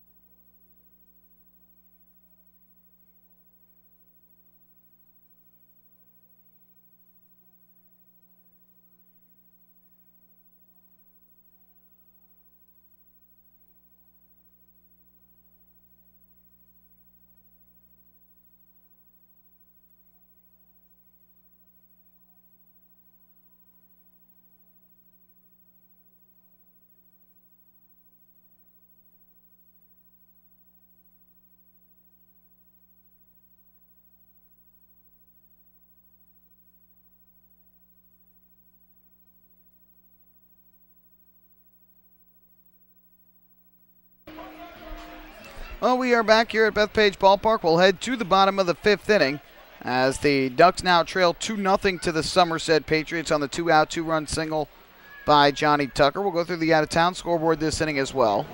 First pitch on the way to Evan Crawford is swung on and popped up foul. First base side of home plate. It'll be back into the crowd. And the count 0-1. 3 other games going on tonight. Bottom of the 4th inning in York, Pennsylvania. The Revolution lead the Bluefish 3-2. Scott Gorgon starting for the Revolution tonight. Hunter Jones for the Bluefish. Justin Green has 3 hits and 2 RBIs already for the Revs. Sean Burrows with 2 hits and a run batted in early on for Bridgeport. Crawford pops it up foul again, this time down the first baseline. Long run for Bard into the seats, but this will be several rows back. And the count now 0-2. In Lancaster tonight, Barnstormers are hosting the Southern Maryland Blue Crabs. Top of the 4th inning, Blue Crabs have a 2-1 lead. Jake Brown, the starter for the Blue Crabs. Corey Wade, the starter for the Barnstormers. Southern Maryland with RBIs from Chad Ziegler and James Skelton so far. Cole Garner has driven in the only run of the game for Lancaster. This one taken down and inside. And that'll run the count to 1-2. And just getting underway down in Sugar Land, Texas. Skeeters hosting the River Sharks at Constellation Field. Sean Gallagher, the starter for the Skeeters tonight. And Bill Murphy, the former Duck, just signed by the River Sharks, is starting. This one hit on the ground is short. Gobbled up there by the shortstop Kelly, and his throw over to first in time for the out. And that is the first out here in the bottom of the 5th. So with the one away, that will bring up the first baseman, Joe Ashbrody. And when we have a moment, we'll take a look at the major leagues. And the Yanks at Tampa, Cubs at Mets. See how those guys are doing, since neither of the baseball locals appear headed for any postseason action. We know that definitely for the Mets, and for the Yankees it is an increasingly long shot. First pitch here misses for ball 1 to Joe Ashbrody, who fly to left his first time up. Yankees trailing again tonight, down 2-0, bottom of the 4th inning to the Tampa Bay Rays. 1-0 is grounded foul along the third base line for strike 1. Brandon McCarthy starting for the Yankees, Alex Cobb for the Rays. And so far, Evan Longoria and James Loney have driven in the 2 runs for Tampa Bay. Mets also trailing by a score of 2-0 in the fourth inning at Citi Field to the Cubs. Zach Wheeler starting for the Mets and Travis Wood for Chicago. Anthony Rizzo and Starlin Castro have driven in the 2 runs so far for the Cubs. 1-1 is a breaking ball, and Brodin again chops it foul third base side.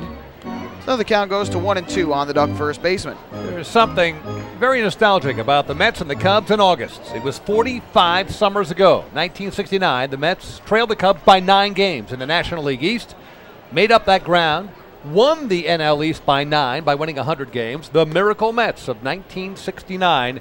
Leo DeRocher and the Cubs shaking their heads for years afterwards. Leo said famously during that season, "Nice guys finish last," referring to the Mets.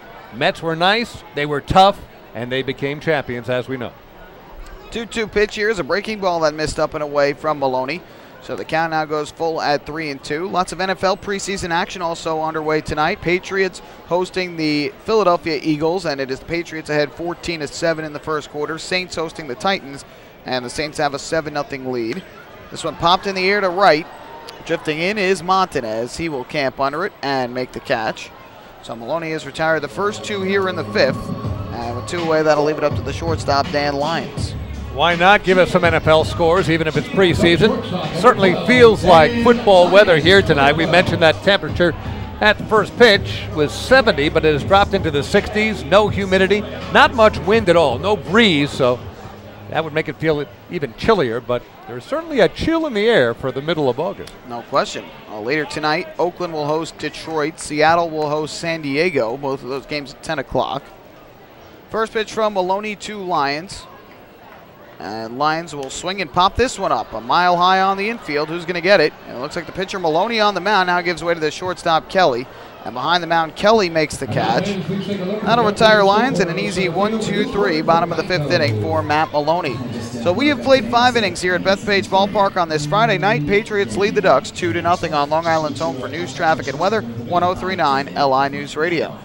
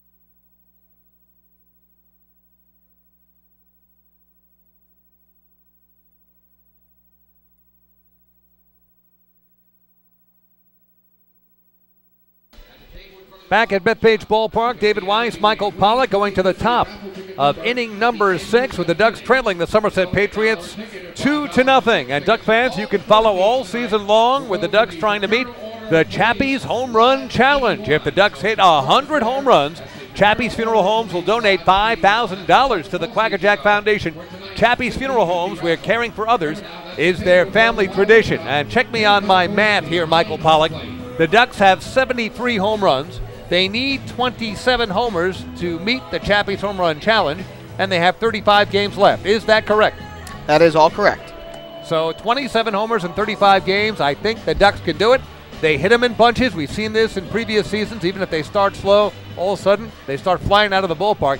And I'll tell you, I'm surprised we haven't had a homer here tonight. Of course, it's been a pitcher's duel, to be sure, but I think the ball would carry better in this low humidity here tonight. It would certainly carry better in the low humidity, but again, it isn't that warm weather where when you see it warm and low humidity, the ball really can fly. It still is kind of cool here tonight, so not perfect for the bats. I'm sure a lot of these players weren't expecting the temperatures to be as cool as they are for the middle of August. First pitch grounded to third by Ty Wright, gobbled up there by Brendan Harris, and his throw to first right on the money. So Wright is retired on the ground out. He is now 0 for 2 with the walk in the game and 1 away here in the top of the 6th inning. as evidenced by the great control by both starters, Matt Maloney for the Patriots and Jared Lansford for the Long Island Ducks. You see more than a few batters here tonight swinging at the first pitch. They know probably not much of a chance they can work out a walk, and they are just going after it. They're guessing, first pitch fastball in many cases, and just swinging a bat. To this point, 67 pitches for Lansford, 46 for strikes. And the first pitch to Corey Smith misses inside for ball one. Smith on the night is 1 for 2. He doubled down the right field line in the second, got stranded at third, and then fly to center in the fourth inning. 1-0, ripped on the ground to short, racing in Dan Lyons. He fields and throws to first in time. So Corey Smith is put down. 2 groundouts in the inning, and 2 away for the Patriots in the top of the 6th. Corey Smith is one of those players with a good eye at the plate. Right fielder number 2. 53 walks on the season. That's second in the Atlantic League. More to the point, he has a good pair of eyes. I remember the late Ralph Kiner, who had all those malaprops and all those Kinerisms. Dave Magadan once came to the plate for the Mets, and Ralph Kiner said, so help me, Dave Magadan, he has one of the best eyes in the business. And I'm thinking to myself, poor guy, one of the best eyes? But that was Ralph Kiner, who once called himself Ralph Corner on Kiner's Corner. We miss Ralph. The 1-0 is grounded foul to the third base side. That'll even up to count at 1-1. He was certainly one of those key figures that so many Mets fans said that they just love listening to games that he was on the air for, because he had so many quirky quotes and quirky sayings. Remember, I'm old enough to remember Kiner, Bob Murphy, Lindsey Nelson, the original 3, and they lasted decades together, and they were terrific. Lindsey was always my favorite with his wild jackets. A foul ball makes the count 1-2 here on Montanez, who has flied out twice tonight, once to center and once to left. Lansford looking for a 1-2-3 6th inning. And a pitch on the way, swung on and missed for strike 3. Got him to chase down and away. 5 strikeouts on the night for Jared Lansford, and he sets down the Patriots in order for the second time in tonight's ballgame. So we go to the bottom of the 6th inning here at Bethpage Ballpark. 2-0 Patriots lead it on Long Island's home for news, traffic, and weather. 103.9 LI News Radio.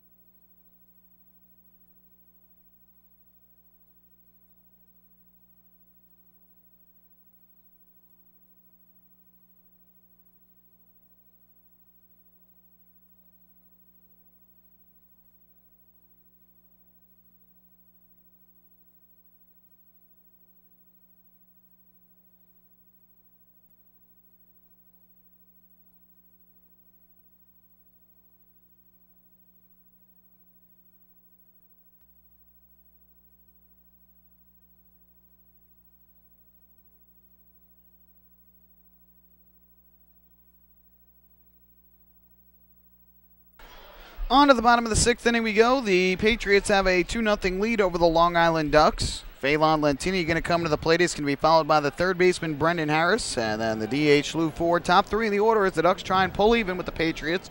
And the first pitch to Lentini is taken up and inside for ball 1. Have a special offer to tell you about, David, an exclusive offer that can only be found out about if you're listening to Ducks Baseball here on this radio. Are you ready for it? Well, I'm listening, so yes, I guess I'm included in the offer. All right, well, first Lentini grounds one just foul along the third base line, the count 1-1. Go. These 2 teams are going to play 4 games coming up next week, August 21st, 22nd, 23rd, 24th. Right. Lots of great promotions going on. We have social media Saturday on August 23rd. We have notebooks, back-to-school notebooks going out on the 21st, so we have a ton of great stuff going on. If you go to liducksgroups.com right now, type in the promo code radio when you get there, you'll get a special offer. We'll tell you about it. As the 1-1 misses low and inside for ball 2. $2 off any box seat for any of those 4 games. Wow. A rematch of last year's championship series here at Bethpage Ballpark, and you'll be able to be a part of a great giveaway night or have a chance to win great prizes here if you go to the Saturday Social Media Saturday game on August 23rd. Ripped down the left field line, foul by Lentini, so the count is 2-2. Any of those 4 games, again, liducksgroups.com. Type in the promo code radio, and you'll get $2 off any box seat for tickets to either of those 4 games. And what a great deal that'll be to come enjoy some Ducks baseball at the end of summer. Absolutely. And think about the great prices to begin with. The Ducks. That's a $9 ticket right there. You're talking about, a great discount off tickets, and it adds up when you're taking a family of 4 or more coming with a larger group. So that is a fantastic offer, and you can take advantage of it right now. You take up and inside here by Lentini, so the count's full at 3-2. Again, you think about it. You pay less than $10 a ticket to come enjoy a Ducks game. Free parking. Affordable concessions, affordable merchandise in the Waterland shop. It's a great night out for anybody on the family. Ripped deep again down the left field line by Lentini, but again it hooks foul down into the maintenance area beyond the stands. Lentini getting some good swings here, and now trying to work on his timing outside the batter's box, but just out in front of some of these pitches from Maloney and hooking them foul. Yeah, Maloney's keeping it on the inside portion of the plate too, so Lentini almost has no choice but to hook it foul. Another 3-2, swung on in line in the left field. He'll keep this one fair. It drops in for a base hit. Over to cut it off is Harelchek, and Lentini is on with a leadoff single here in the 6th, just the 3rd hit of the night for the Ducks. Because Lentini with all that speed, 41 steals and 41 attempts, but trailing by 2 runs, and it's getting a little late. Bottom of the 6th. You would not expect that Lentini would be taking off on his own. Maybe hit and run, we'll see. There are options, obviously, for skipper Kevin Baez, but the Ducks do have the tying run at the plate. So we head to the number 2 spot in the order as Brandon Harris will come to the plate. He is 0 for 2 on the night. We'll see if Lentini tries to take off for second here and get a runner in a scoring position with his great speed. Maloney deals to the plate, and Harris will swing and miss, chasing one down and away. Big hack there by Harris, and the count 0-1. I'm sure Lentini would like to draw a throw and like to see Maloney's best move before he attempts. Harris was robbed of a base hit his last time up in the 4th, a chopper to third. Great play by Corey Smith there to pick it out of the dirt, and his throw to first was low, but it was scooped out there by Barden. An excellent play on both ends for the first out of the 4th inning. By the way, you just know that Damaso Espino knows full well that Lentini has not been thrown out this year. And now a throw over by Maloney. It was dropped there by Barden, but fortunately did not get past him. Otherwise, Lentini might have had a chance to go down to second base. Now listen, all athletes are creatures of ego. Espino is licking his chops at the prospect of being the first catcher in the Atlantic League this year to throw out Phelan Lentini. It's not easy to get a good jump against the lefty, but we'll see if Phelan can do it. 0-1 upcoming to Harris. Maloney deals to the plate, and Harris will swing and ground one to short, could be 2. Flip to second for 1, and the turn of first is in time. 6-4-3 double play hit into by Brendan Harris, the second twin killing hit into by the Ducks tonight, and just like that, 2 away. And that erases Lentini and all that speed on the base paths. That one hit sharply enough so Lentini didn't even have a chance to break up the double play at second base. Easy 6-4-3, and Lou Ford comes up with nobody on. So Harris grounds into the double play. He's now 0 for 3 tonight, 0 for 7 in his last 2 games. And with 2 down, that'll bring up Lou Ford, who picked up the first hit of the night for the Ducks with a single to center in the 4th. First pitch, and he takes a fastball on the outside corner for strike 1. Ford, in his first at bat, hit the ball well to the left, but was caught by Harelchek. Ducks have had a couple balls deep to left tonight, but Harelchek has made a couple of nice running grabs as Ford grounds one to short. Scout Kelly will field and throw to first low, and unable to dig it out there is Barden. So Ford is there safely, and the Ducks will get a 2-out base runner here on the error by Kelly. Yeah, there's no doubt that's an E6. Throw was low. How do you judge an error? Well, you say what would have happened had the throw been true. And although it would have been close at first, it's fairly clear Lou Ford would have been thrown out. So the ball skips away from Brian Barden. No advance from Ford. He is aboard. Tying run at the plate again. This time it's Adam Bailey. And that is a routine play there for Kelly. Two-hopper and just couldn't come up with it and make the accurate throw to first. Accurate throw, he is certainly out. Well, with Ford's speed, he was under pressure to get the ball there as quickly as possible. Sure. So 2 away, here's Bailey. We'll see if the Ducks can take advantage. First pitch is in for a called strike. And the count is 0-1. Bailey drew a walk in the second inning, grounded to first in the fourth. Lefty-lefty matchup here with Maloney. And the 0-1 swung on and missed way out in front. And Bailey in a quick 0-2 hole. Bailey with a home run hack there. Adam, by the way, with 14 homers on the season, but if you ask him, he'd probably tell you he's got 15. One that was erased in a rainout on Friday the 13th, Friday, June 13th, with one of my worst home run calls ever when I forgot it was Bailey who hit it. Ford goes from first. Bailey swings away and fouls it over the screen behind home plate. Caroms off the facing at the glove level and back down below. I wish I could have that one back, even though the game was rained out. Number 13 at the plate hits it out on Friday the 13th, and I was so fixated on the lucky unluckiness of the whole thing, I forgot that it was Bailey who hit it, and I give it to Randy Ruiz. Well, fortunately, the game was erased, so the call gets erased, and nobody remembers it. It never happened. Never happened. Good. Only on the blooper reel. 0-2 pitch, and Bailey grounds it back towards the middle, past the diving Kelly into center field, a base hit. Good try by Kelly, but this one just sneaks through. Bailey's got his first hit of the night. The Ducks now with 2 on and 2 away in the 6th, and that'll bring up Cody Puckett. Well, Maloney has been strong on the mound for Somerset. He has given up 4 hits, all of them singles. He has walked a couple of batters as well, but here in the 6th inning, for the second time in the game, the Ducks have 2 hits in 1 inning. Although one of the hits led to a double play. You got Lou Ford's error, Adam Bailey's aboard, 2 on with 2 out. Tying runs aboard, Puckett at the plate. So we'll see if Puckett can drive in a run here and cut into the 2-0 deficit. First pitch from Maloney, and Puckett will take up and away. And the count goes to 1-0. Puckett reached on an infield single to third in the 4th. A hot shot that Corey Smith tried to scoop out of the dirt and just couldn't come up to it. No chance for him to move on that ball. And was able to knock it down but had no play. First time up, he fly to right. The 1-0 fouled off to the third base side of home plate behind the dish, and the count 1-1. The fans starting to get into this game here. A good crowd on this Friday night with a Let's Go Ducks chant. Trying to get Cody Puckett to deliver with 2 on and 2 out. Fans well aware of how tough Somerset is as an opponent year after year. This year again. And the Ducks need every win they can muster. 1-1. Puckett lines one into right center field. This one is going to get down for a base hit. Around third and into scores Ford. On his way to third is Bailey. He's going to be sent around. Here comes the relay throw in. It is not in time. A 2-run, 2-out double for Cody Puckett in a right center field. And the Ducks have tied the ball game at 2 here in the bottom of the 6th inning. And how about that? Normally a fantastic center fielder, Johnny Tucker, had all kinds of problems getting the ball out of his mitt. He slipped, he went down. We're taking a look at center now. I think Tucker was shaken up in right center field, but he was on top of the ball, had trouble getting it out of his mitt or finding it. And while all that was happening, 2 runners come around to score, Adam Bailey and Lou Ford. Puckett at second base, couple of RBIs.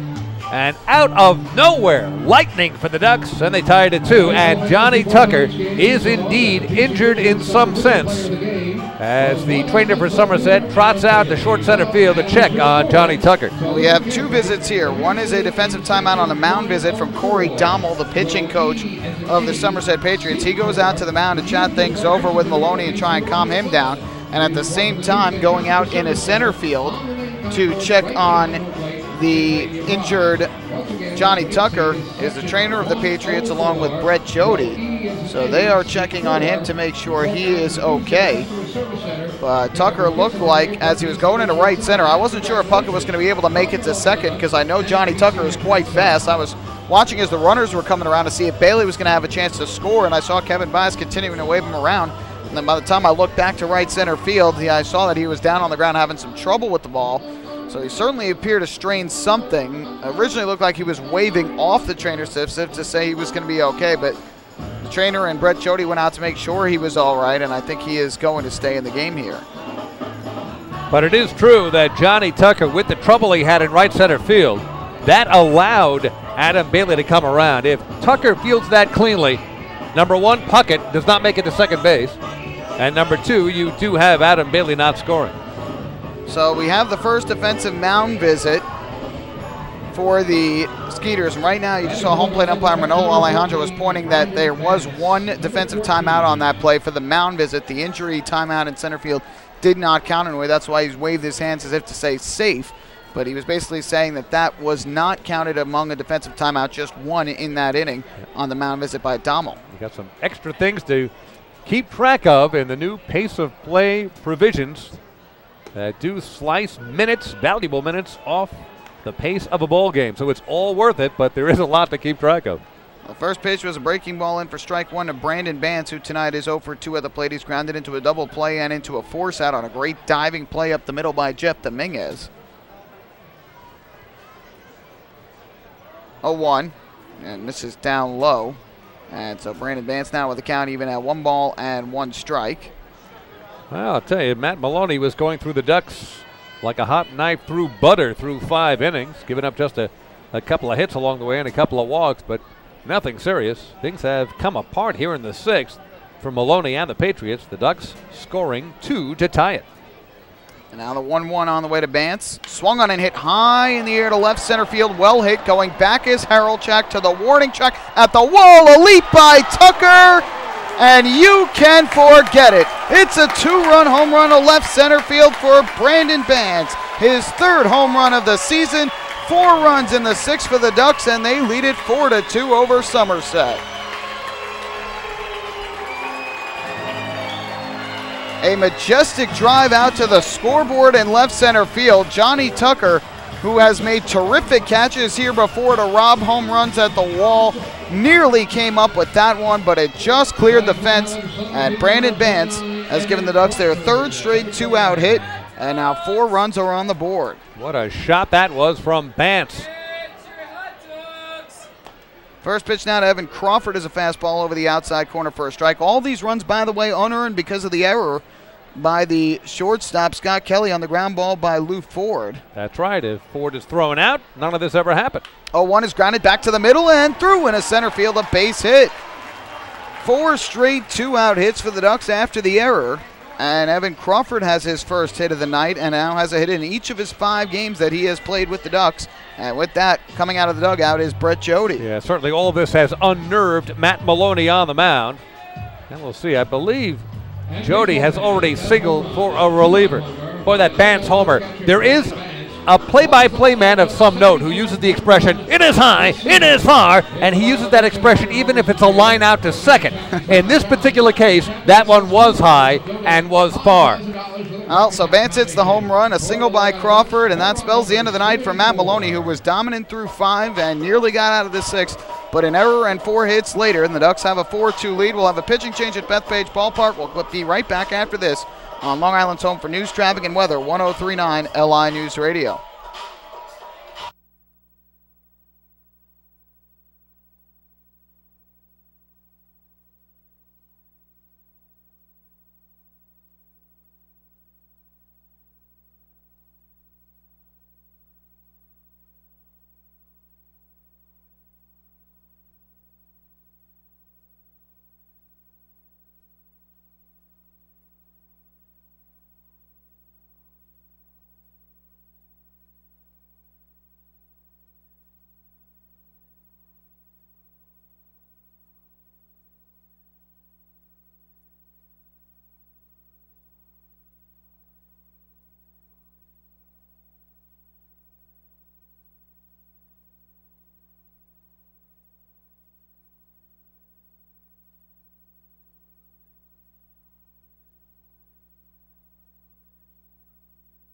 Yep.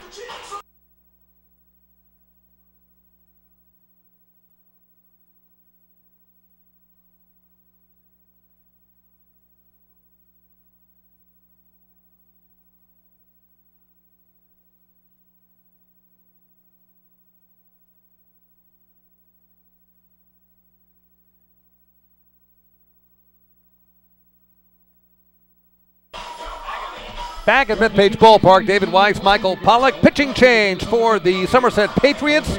Things have come apart for the Pats. Here in the bottom of the 6th, 4 runs for the Long Island Ducks, and they may not be done yet. Erasing a 2-0 deficit, now leading at 4-2. Matt Maloney, starter. The southpaw for the Somerset Patriots is out. Juan Rincon is in, the 5'11" righty from Parkland, Florida. Rincon making his 20th appearance, all in relief.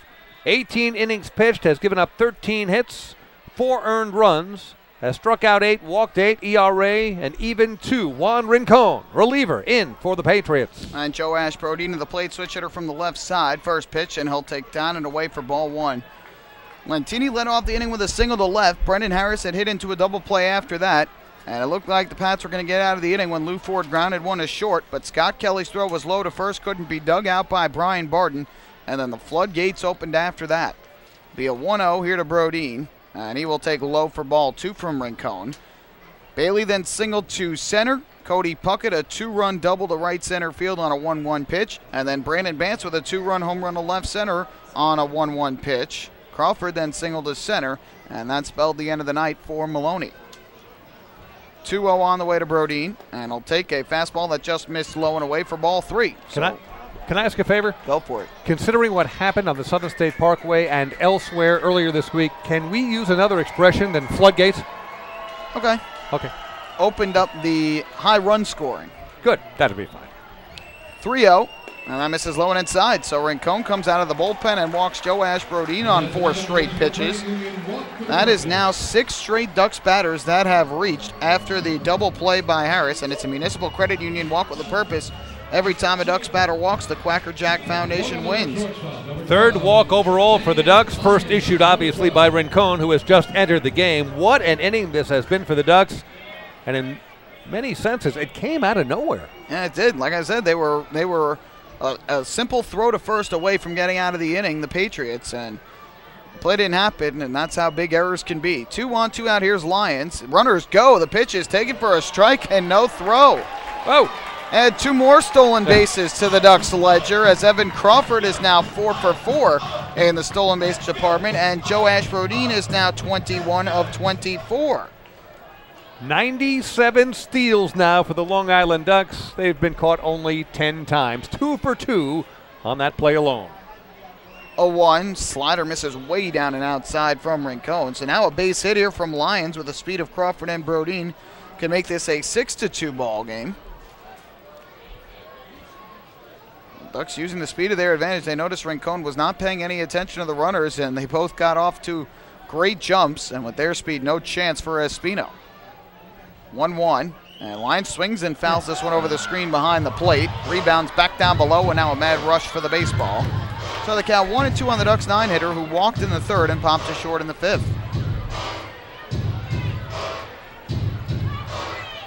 It's as if somebody woke up the Long Island Ducks here in the bottom of the 6th. So we'll have a 1-2 pitch coming as Crawford leads from 3rd and Brodine from 2nd. Now the 1-2, swung on and grounded foul, first base side.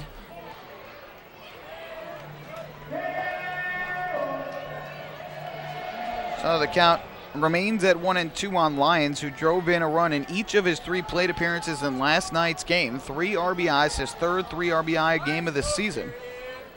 And first since June 27th. 1-2 from Rincon. He kicks, he fires, and Lyons takes outside on a fastball. Good eye from the Ducks shortstop. And that'll even up the count at 2-2. Maloney ended up throwing 84 pitches, 58 for strikes. His line not final yet. Depends on how many more runs score in this inning. But he did not strike out a batter in 5 2/3 innings of work. 2-2 on the way, and Lyons swings and misses at the breaking ball for strike 3. He fouled it off into the glove of Espino.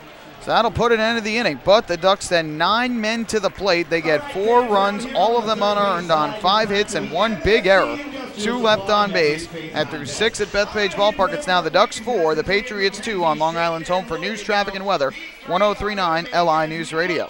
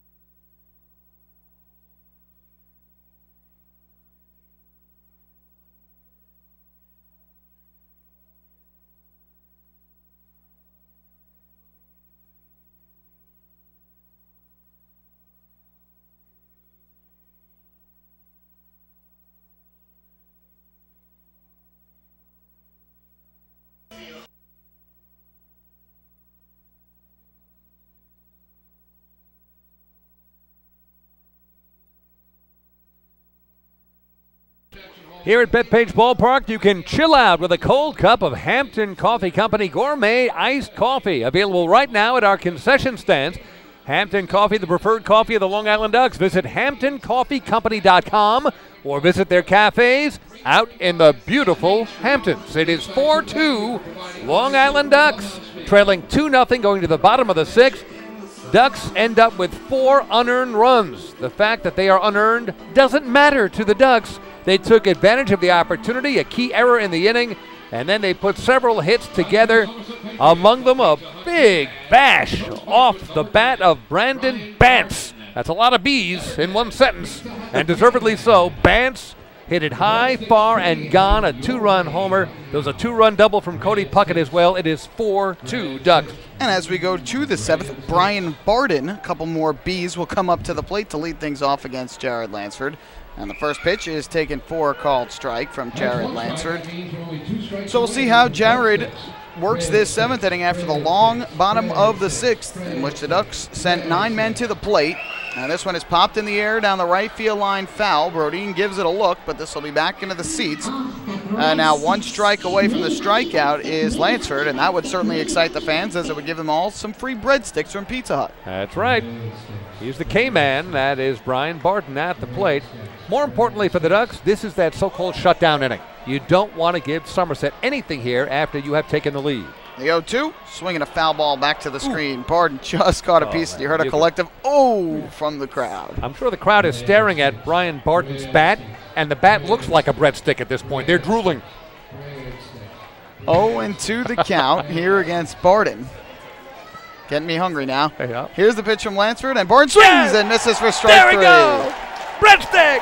And the 5,000 plus here at Bethpage Ballpark are excited for Lansford's 6th strikeout, which means free breadsticks for fans here at the ballpark. They can redeem their game ticket at a participating Pizza Hut location for a free order of breadsticks. It's like a Pavlovian experiment here. You say breadsticks, everybody starts to salivate. Excuse me, let me clean up my scorebook here. So Corey Harelchek will come up to the plate, left fielder and 7-hitter for the Patriots from the left side. Barton's now 1 for 3 as Harelchek takes a strike at the knees. And the count 0-1. Harelchek is 1 for 2 so far. He singled and scored back in the 5th inning, lined to first to end the 2nd inning. And the 0-1 is swung on and missed. Lansford dealing strikes here in the 7th. And the count quickly 0-2. After giving up those 2 runs in the 5th, Lansford has now retired 5 in a row, and that includes 3 strikeouts. He's getting stronger. So it'll be an 0-2 upcoming. This is the most strikeouts Lansford has had since July 30th when he struck out 9 River Sharks in 8 scoreless innings. And the 0-2 is line is second, fielded on a hop by Cody Puckett, and his throw to first was in time for the out. So Harelchek retired 2 away here in the top of the 7th.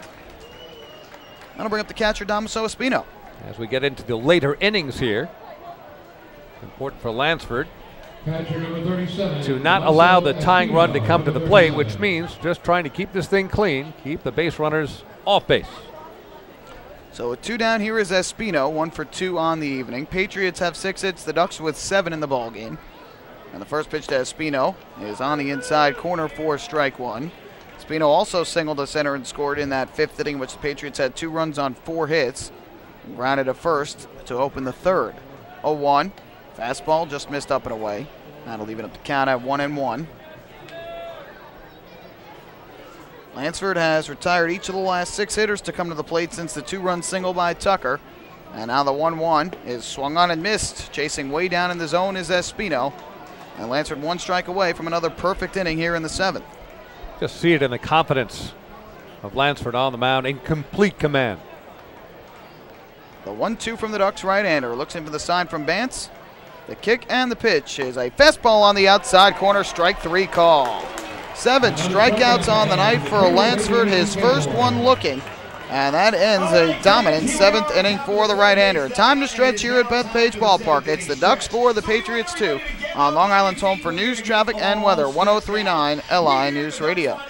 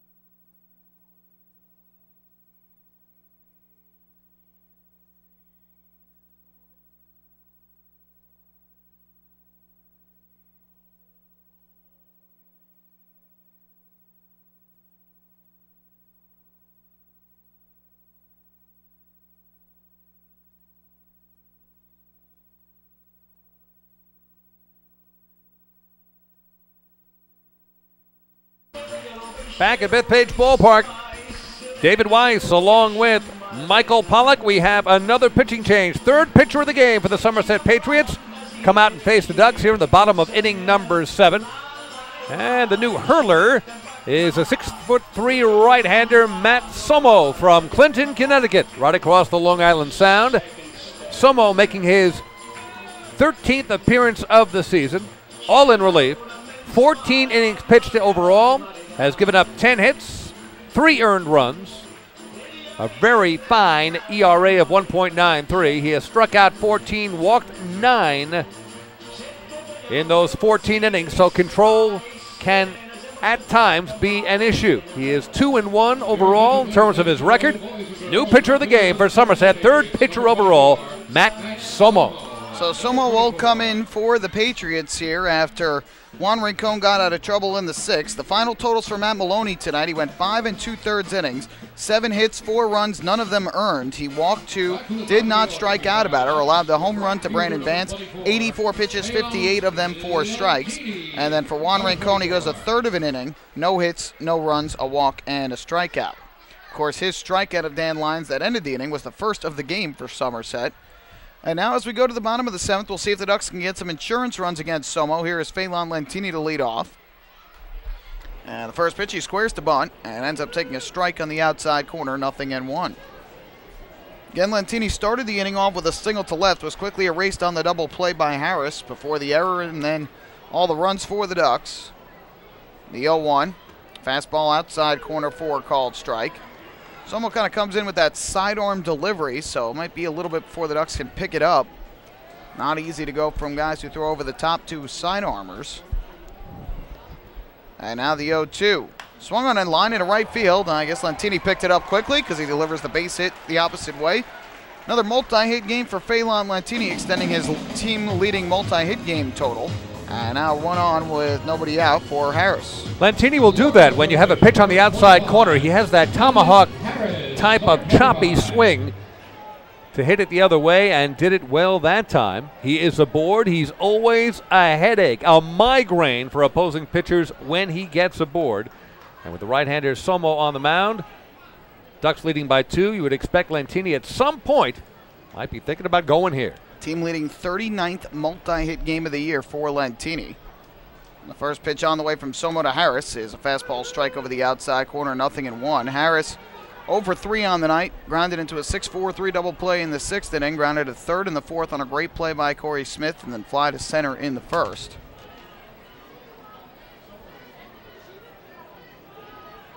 Somo peers over his left shoulder at Lentini. Now the 0-1 pitch upcoming. And Harris will take a strike at the belt. Another good fastball from Somo. Harris thought it was a bit high. And the count 0-2. As you said, Michael, it's all about picking up the release point of a pitcher who comes 3/4 sidearm. The more time you have to react to what's on the way, more of a chance you have to do something with it. Looked like Mitch Talbot in the Ducks dugout and Manolo Alejandro, the home plate umpire, were both yelling at each other a little bit there, or at least exchanging some words on that last pitch, as Talbot thought that was a bit high, and Alejandro had a couple words back at him. And now Lentini looks like he's doing some maintenance on his cleats over there at first base.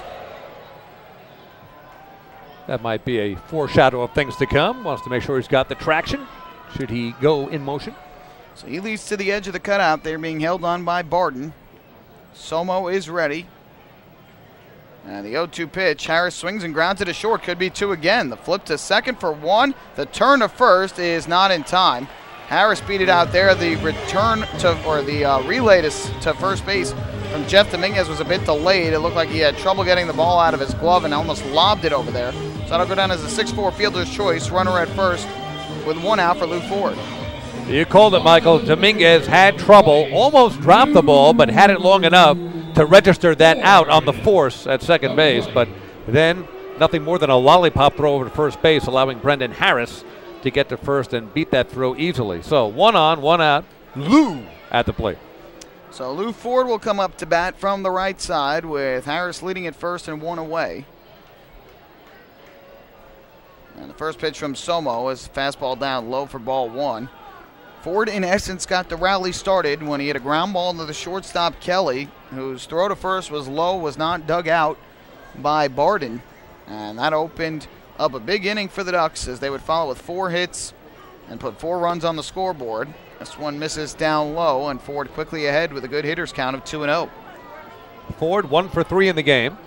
Came into the game at 332. 1 for 3 is 333. So he's right where he should be. 2-0 pitch. Somo deals, and Ford takes low again. So Ford has gotten ahead in the count. 3 balls and no strikes. Trying to work his way on with Adam Bailey waiting on deck. Now with the lefty out of the game. I think it's fair to say the Ducks wouldn't mind tacking on a few to this 2-run lead. Any extra support for Jared Lansford would be great. 3-0 is on the outside corner. Ford taking all the way, and Somo delivers the strike. See if Ford takes again or if he'll be ready to hack here. 3-1.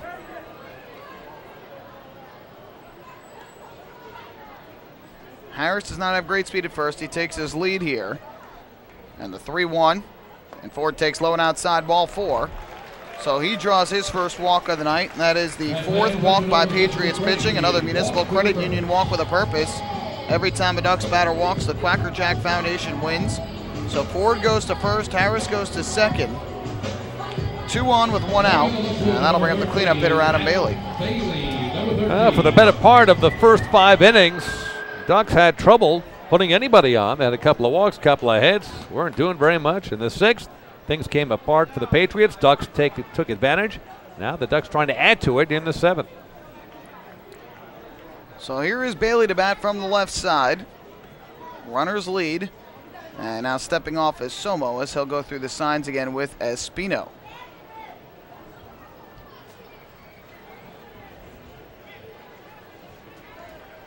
And Somo is asking for Espino to come out there, and Espino had to wait and make sure that was okay with his manager, Brett Jody, of course, with the new rules. So indeed, Somo will head out and have a chat with Espino, and this will be the first defensive timeout, the second defensive timeout of the game for the Patriots. They took 1 in the bottom of the 6th inning when Johnny Tucker was injured on the double by Cody Puckett. Corey Dommel also visited the mound. So this is another defensive timeout. So they only have 1 left in the first 9 innings of this game. First pitch now coming from Somo to Bailey, and he swings and fouls it off behind the plate. And the count 0-1. Yeah, the umpiring crew across the Atlantic League, well schooled in the changes that have been made. Manolo Alejandro turning toward us and toward the press box, signaling 2 as in 2 trips. So it'll be an 0-1 here from Somo to Bailey. Harris leads at second, Ford at first, and the 0-1 pitch is lifted down the left field line foul. And Somo's gotten ahead of Bailey quickly at 0-2. Oh, the Ducks would just love to add to this lead. Obviously a 2-run lead against a team as good as the Somerset Patriots. No lead is safe against the Pats, but a little breathing room for Lansford. That'd be interesting to see just how far Kevin Baez goes with Jared, who has looked stronger and stronger as the game has gone along. Get you Jared's pitch count momentarily. First an 0-2 from Somo to Bailey. And Bailey will swing and hit a high fly ball in the air to right field. Deep but not deep enough. Camping under it is Montanez. He'll make the catch. Harris will tag from second and head to third. Ford stays put at first. So a deep fly out by Adam Bailey, just missing 3-run homer. Now runners at the corners, 2 away for Cody Puckett. That one was hit just about as high as Brandon Bance's fly ball that actually flew out of the ballpark to left center field back in the 6th inning. Just a little too much air under that one for Adam Bailey, but it did advance. Brendan Harris, runners on the corners now with 2 down. Jared Lansford right now at 84 pitches, 60 for strikes. He's been economical through 6 innings of work. Damaso Espino looking to the dugout for the defensive signs from Brett Jody, and then gives them to his defense with runners at the corners, 2 away. Here is Puckett, who delivered a big 2-out hit an inning ago. We'll see if he can come up with one again here. First pitch, and he takes a fastball over the inside corner for strike 1. Puckett in the 6th inning, a 2-out, 2-run double to right center that scored Ford from second and Bailey from first. Infield playing Puckett straight away. The outfield, a little bit around a pull, but he hit it in the right center field gap to score those 2 runs back in the 6th. That one misses low to even the count at 1-1. You can see where Tucker is here. He is lined up just to the left center field side of center. And he hit it towards that right center field gap, too far away for Tucker to get to it. 1-1. And he takes the breaking ball. That is over the inside corner for a called strike. Puckett kind of bailed out on that pitch, thought it was too far inside. And it was a bit of a delayed strike call from Alejandro. Some boos here from the crowd at Bethpage Ballpark, but evidently just caught a piece of the corner. That ruffled some duck feathers in the crowd. So Harris will lead at third, Ford at first. And it'll be a 1-ball, 2-strike pitch coming here to Cody Puckett. Somo gets the sign, looks over to first. Now deals to the plate, and Puckett will swing and ground one to the right side. Second baseman Dominguez is there. His throw to first in time for the out, and that will end the inning. So the Ducks threaten, but they do not score. No runs, 1 hit, and they leave 2 on base. 7 complete here at Bethpage Ballpark on this Friday night. The Ducks still lead at 4-2 over the Patriots on Long Island's home for news, traffic, and weather. 103.9 LI News Radio.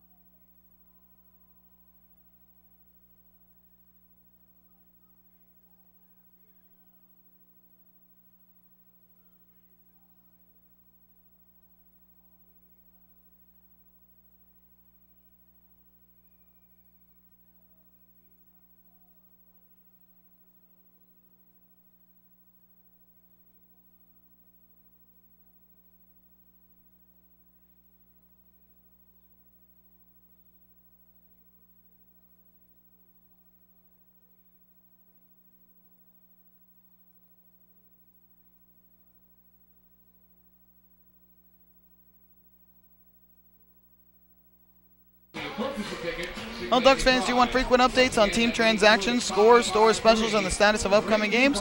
Then follow the Long Island Ducks on Twitter at twitter.com/LIDucks. With Twitter, the faithful flock will be able to follow their Ducks and find out more information regarding nightly promotions, player signings, league activities, and so much more. The Ducks are tweeting right now, and you can follow along at twitter.com/LIDucks.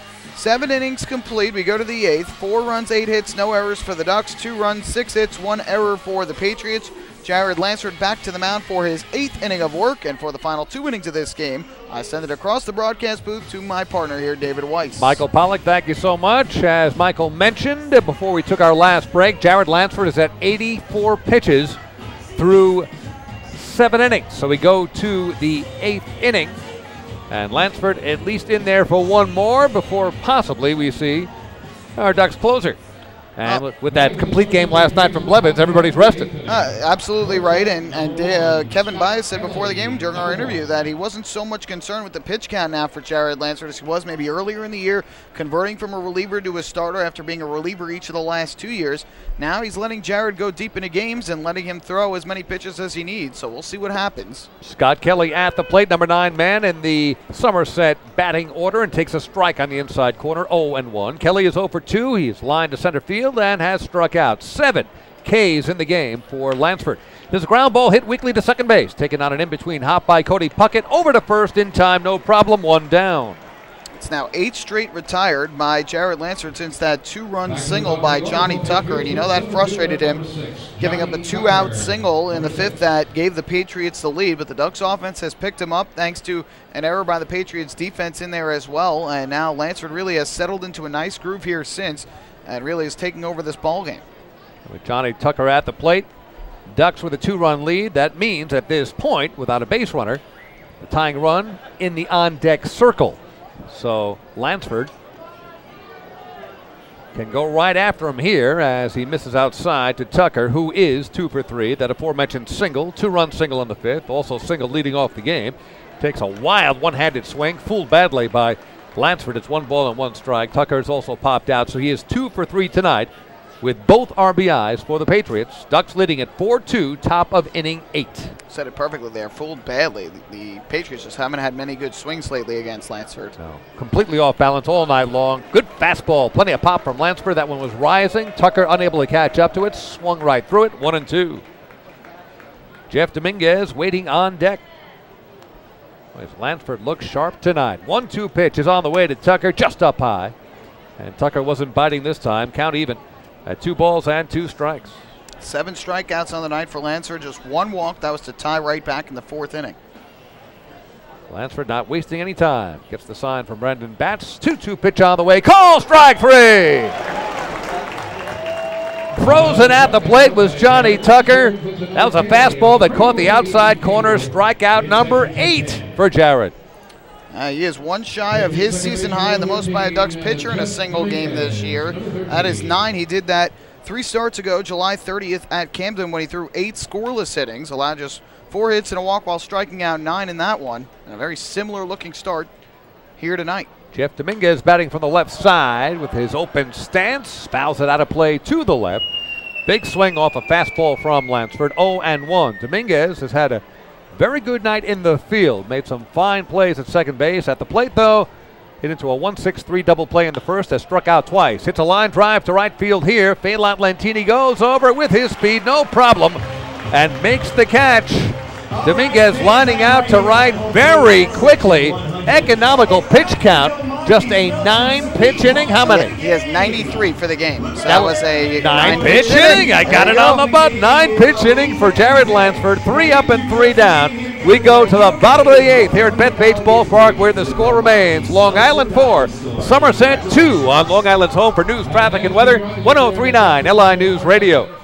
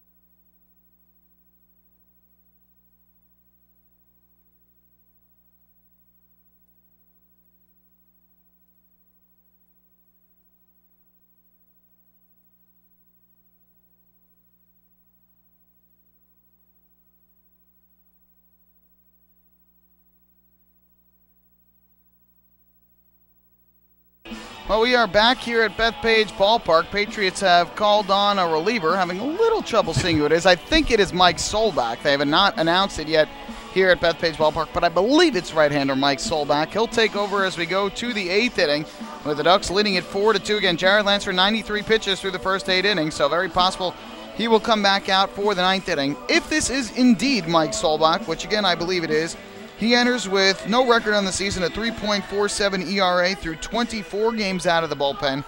21 hits in 23 in the 3rd innings, 12 runs, 9 of them earned, 12 walks to 22 strikeouts, and it is indeed Mike Solbach. So the Ducks get to face another right-hander. Remember, it was Matt Maloney, the southpaw, that started this game, went 5 2/3, and was dominating the Ducks until that faithful 6th inning, at least faithful for the Patriots. An error just opened the door for the Ducks, and they walked right through it, scoring 4 times. 2-run double from Cody Puckett, 2-run homer from Brandon Bantz, and that equals a 4-2 lead for the Ducks. They will try to add to it here with the aforementioned Brandon Bantz, who is 1 for 3 with that big 2-run homer, high, far, and over the left center field wall back in the 6th inning. He's at the plate with Mike Solbach on the mound. First pitch is a fastball up high, 1 ball and no strikes. Again, Bance is 1 for 3. He's also hit into a fielder's choice. Great play by Jeff Dominguez. On that play, also hit into a double play. 1-0 the count to Brandon Bance. Next pitch on the way. Big swing from Brandon. Fouls it out of play to the right. 1 ball and 1 strike. And failed to mention out of the time, but that was the 74th home run of the season by the Ducks, the home run by Bance. And if the Ducks hit 100 home runs, they will meet the Chappie's Home Run Challenge. At Chappie's Funeral Homes, will donate $5,000 to the Quacker Jack Foundation. Brandon Bance homer came back in the 6th inning. Well, we still got it under the statute of limitations to mention the Chappie's Home Run Challenge. 1-1 pitch to Brandon. Another good cut, and fouls it again out of play right side. 1 ball and 2 strikes. Bance has such a quick swing. When you look at him, he kind of has that quick load when he comes back, but his hands come through the zone so quickly, and on that pitch that he hit out, really timed that pitch well and squared up the ball well, and that's why he hit it so deep. No wind really to speak of tonight, so he wasn't aided by the wind at all, and he just powered that ball out to the scoreboard in left center. Yeah, you're right about Bance. Powerful wrists, great acceleration through the strike zone. 1-2 pitch is on the way in the dirt. Off-speed pitch, 2 balls and 2 strikes to Brandon. And another big point. Earlier this year, you remember the Ducks' 2 catchers entering the season were Keith Castillo and Brian Peacock, and lots of teams were taking advantage, running ragged on both of those catchers, and neither really was producing greatly at the plate. Ducks have changed it up. They've gotten Jan Vasquez and Brandon Bance, and now you've got kind of a combo. Bance has great power. Vasquez has picked up some big hits, but they both do a great job at catching runners stealing. And a swing and a miss as pitcher Solback tying up Bance, who swung at it, nearly screwed himself into the ground, and that thing nearly hit him in the chest. It was really up on him, but he had committed to swing. Goes down swinging, 1 down. The other thing the 2 catchers have done so well is what they've done with the pitching staff, and especially the starting rotation. I mean, you've seen the numbers that the starters have been putting up of late for the Ducks, and you can definitely attribute a lot of that to the catchers, and the pitchers have said they really enjoy throwing to Bance, they really enjoy throwing to Vasquez, and they both call great games. Evan Crawford playing in his 5th game as a Duck, and he takes a strike on the outside corner. 0-1 Crawford, who was 3 for 3 last night in the 5-1 win over the Skeeters here at Bethpage Ballpark. Tonight, Crawford is 1 for 3, including his 4th stolen base. He has not been thrown out yet. So he's had quite an impact as a new Long Island Duck. 0-1 pitch is wide and low. 1-1 to Crawford. Joash Brodeen is waiting on deck. You look up and down the Ducks lineup with Lyons, of course, such a clutch hitter at the bottom of the lineup. And you look at all the rest. This is one deep lineup, and no pitcher wants to face the Ducks. 1-1 pitch is fouled straight back. 1 ball and 2 strikes, as evidenced by the fact the Ducks are leading the league in hitting. In terms of average of 273 coming into this game. No question. I was talking with Kevin Baez about it. He's got a tough job here. You've got Crawford, who's gotten off to a great start. You have a 9-year Major League veteran in Bill Hall. And then you have the 3 outfielders who, Adam Bailey was an all-star this year, Lou Ford was an all-star this year, and Phelan Lantini certainly has played like an all-star. So the question is, which of the 4 of those 5 do you play? Yeah. And you add Evan Crawford to the mix, and you're talking about an embarrassment of riches. and a juggling act for Kevin Baez. Meantime, Mike Solback with a 55-foot fastball didn't even come close to reaching the plate and skips to the backstop. So 2-2 to Evan Crawford at the plate. Solback looks in for the sign to catcher Damaso Espino. Pitching from the stretch, 2-2 pitch is sliced down the right field line, and that will go all the way to the wall. Evan Crawford with his speed streaking to second base, and he will stand up there with a double. Another extra base hit for the Long Island Ducks. Their 3rd extra base hit of the game to go along with Cody Puckett's double and Brandon Bantz's home run. And Crawford, more importantly, is in scoring position with 1 down in the bottom of the 8th. Well, that's the first extra base hit as a Duck for Evan Crawford. 2 for 4 on the night. 2nd straight multi-hit game, and he is now 8 of 13 in a Ducks uniform. I mean, he has gotten off to a red-hot start here, and Kevin Baez said it perfectly. Ultimately, it's about production, and it's about guys who are producing, and right now, he has to have a spot in the lineup with the way he is hitting the ball. Joash Brodeen at the plate from the left side against the righty Solback. Pitch on the way, outside corner for a strike. 0-1. Brodeen tonight has flied to the outfield twice, and he has walked, but also stole his 21st base of the season. He's only been caught 3 times. Evan Crawford taking a good lead off second base. 0-1 pitch on the way to Brodin is inside. 1 ball and 1 strike, so it's Brodin now. Lions on deck. Crawford in scoring position, and the Ducks would absolutely love to push a 5th run across going to the top of the 9th.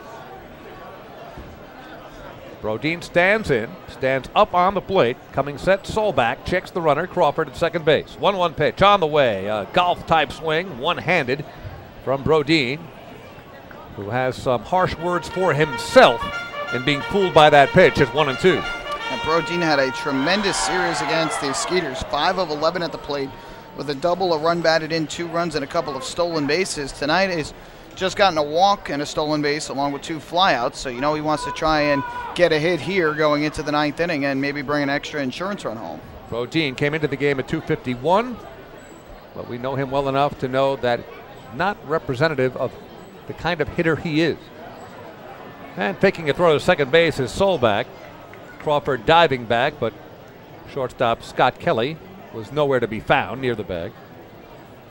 And now Crawford back up, resumes his lead. 1-2 pitch to Brodin, ground ball to the right side. Taken unassisted by Brian Barton, the first baseman. And will tap the first base bag with his left foot for the second out. Crossing over to third base on the out is Evan Crawford, but now 2 down.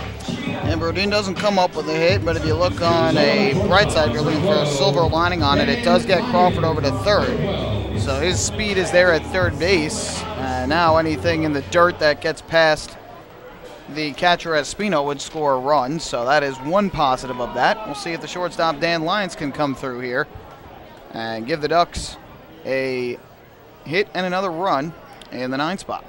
As we said, it would be great if the Ducks could push across a 5th run. And there's Dan Lyons, who pushes it toward first base, but pushed it too hard as he is tagged out by the first baseman, Brian Barton. So Dan Lyons trying to bunt for a base hit.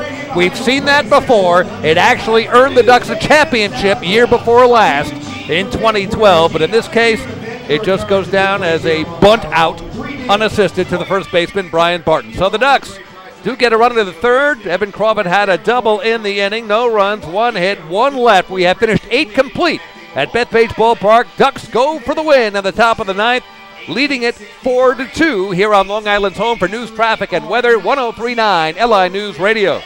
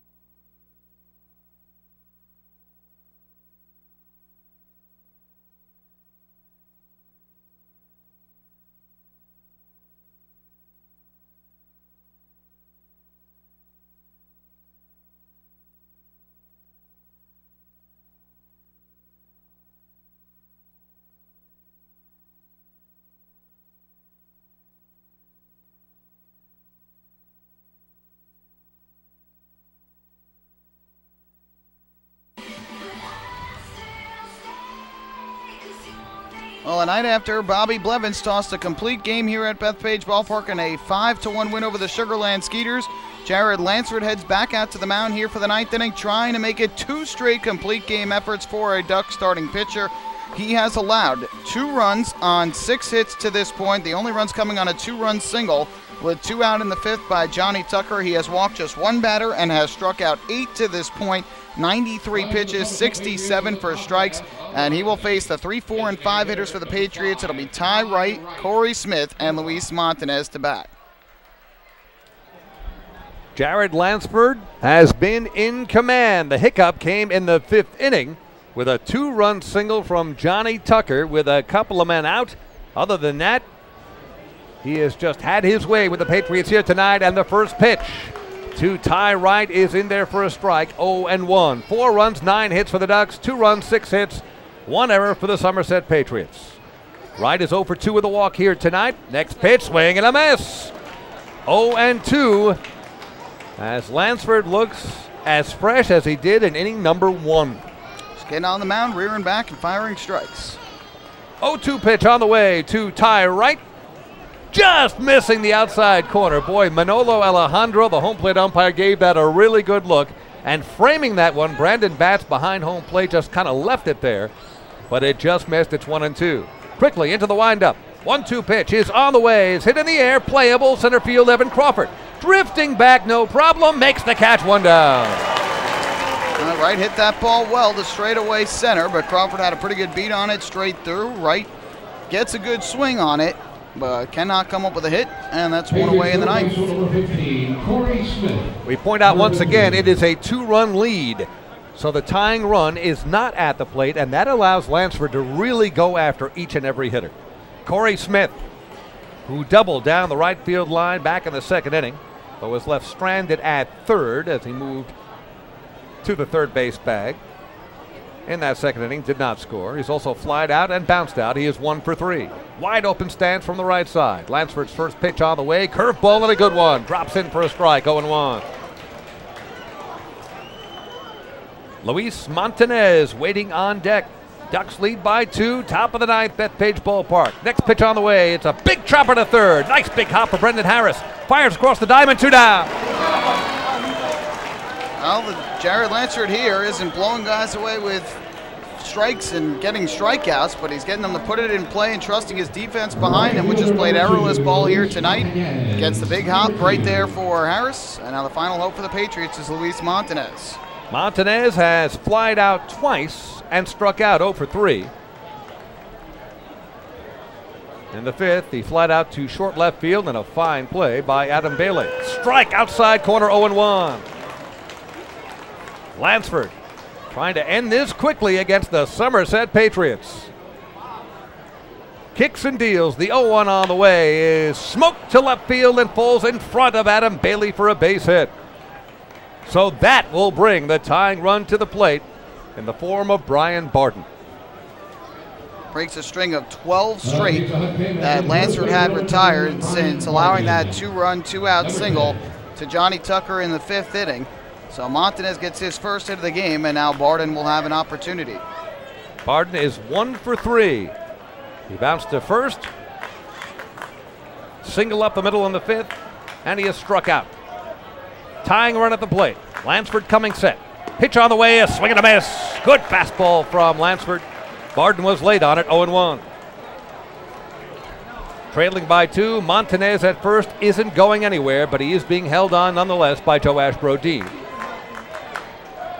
0-1 the count. Lansford coming set. Pitch on the way, inside corner, another strike, 0-2. The Ducks are 1 strike away. The fans come to their feet, looking for this game to end right here, right now. And now time called as Barton steps away. What a game Lansford has thrown. He's 1 strike from winning it. 0-2 pitch on the way, downstairs in the dirt, blocked nicely by Brandon Batts. It's 1-2. Not a bad idea there for Lansford, trying to get him to chase out of the zone here. You don't want to leave a pitch over the plate ahead in the count, 0-2. We'll see what he comes back with here with 1-2. Coming set, Lansford. 1-2 pitch is on the way, downstairs again. Batts keeps it in front of him, though, which also keeps Luis Montanez at first base. So Brian Barton representing the tying run. 2 balls, 2 strikes, 2 out. Ducks leading by 2. Righty-righty matchup here. Lansford looks in, gets the sign from Brandon Batts. Coming set. Pitch on the way is down the left field line. Hitting it well was Barton, but foul. Boy, he guessed right. That was a fastball. He was all over it, but out in front. Lansford left out a little bit over the plate. Had Barton a good swing on it, but just barely hooked it foul. So a sigh of relief there for Lansford, and now a 2-2 pitch once again. Scoreboard asking the crowd to make some noise, and they are. Coming set, Lansford. 2-2 pitch is on the way. Foul straight back as Barton just got a piece. Well, a good pitch from Lansford. A fastball riding in on the hands of Brian Barton. And continuing to challenge him here. He's challenging him with the fastball, trying to make him get that good swing on it. And see what he does again here. 2-2 with the runner at first. 1 on, 2 out. Ducks lead by 2. Top of the ninth. Lansford comes set. 2-2 pitch. Nearly a strikeout. Just outside. You can hear what the fans think. Manolo Alejandro, home plate umpire, staring at it. It was framed by Brandon Bantz, but just outside. Count full. 3-2 with 2 down. Backing up to play behind the runner is Joash Brodeen. The runner Montanez will get a jump here on 3-2. He'll take off with the pitch. Coming set Lansford. 3-2 pitch on the way. Swung on. Bounding ball. Shortstop. Taken by Dan Lyons. A throw across to Brodeen. That's it! On this 45th anniversary of Woodstock, the Ducks are saying, we must be in heaven, man! Transforming Bethpage Ballpark into Max Yasker's farm. A trip to the winner's circle for the Long Island Ducks. Ducks win! Ducks win! Ducks win!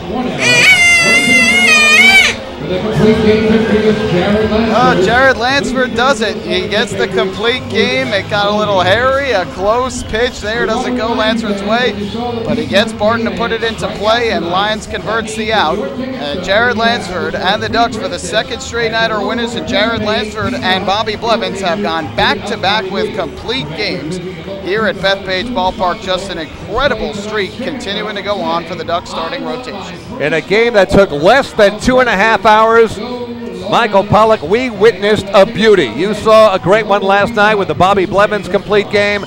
Lansford was just fantastic tonight. And for the second straight night, again, the Ducks did not have to dip into their bullpen. And this is why, we stated it in the pregame show, the Ducks are poised to rip off many wins in a row, or at least a streak that will bring them right back into the mix in the Liberty Division and possibly leapfrogging over Lancaster for a wild card berth. There's a long way to go, and the Ducks are looking good. Again, Ducks beat the Somerset Patriots. Final here in the first of a 3-game series against the Pats. Ducks 4, Patriots 2. We've got a recap on the way, and it is a very happy recap. We'll be back in a moment on Long Island's home for news, traffic, and weather. 103.9 LI News Radio.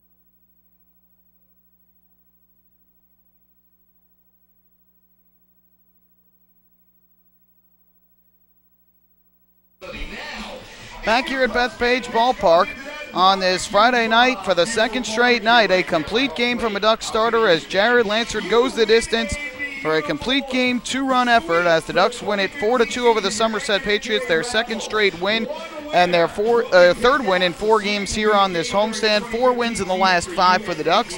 They're playing some good baseball and being led by the starters. And they win it 4-2 over the Patriots to start off this 3-game series. And what more can you say about Jared Lansford, David? He was absolutely magnificent tonight. When things got a little hairy, he really settled into a great groove after that point on, allowed just the single by Luis Montanez after the 2-run single by Johnny Tucker. That was the only base runner he allowed from that point on. After 5.5 innings, you just had that nagging feeling that Jared Lansford would be snake bit tonight, trailing 2-0, pitching so well, having just that one blip on the radar in the 6th inning, and Maloney looking really good. Matt Maloney was in command at least through 5 innings against the Long Island Ducks, but then in the 6th, the tide turned, the Ducks broke through, got the lead and got it quickly, 4-2. Lansford shut the Somerset Patriots down from that point forward.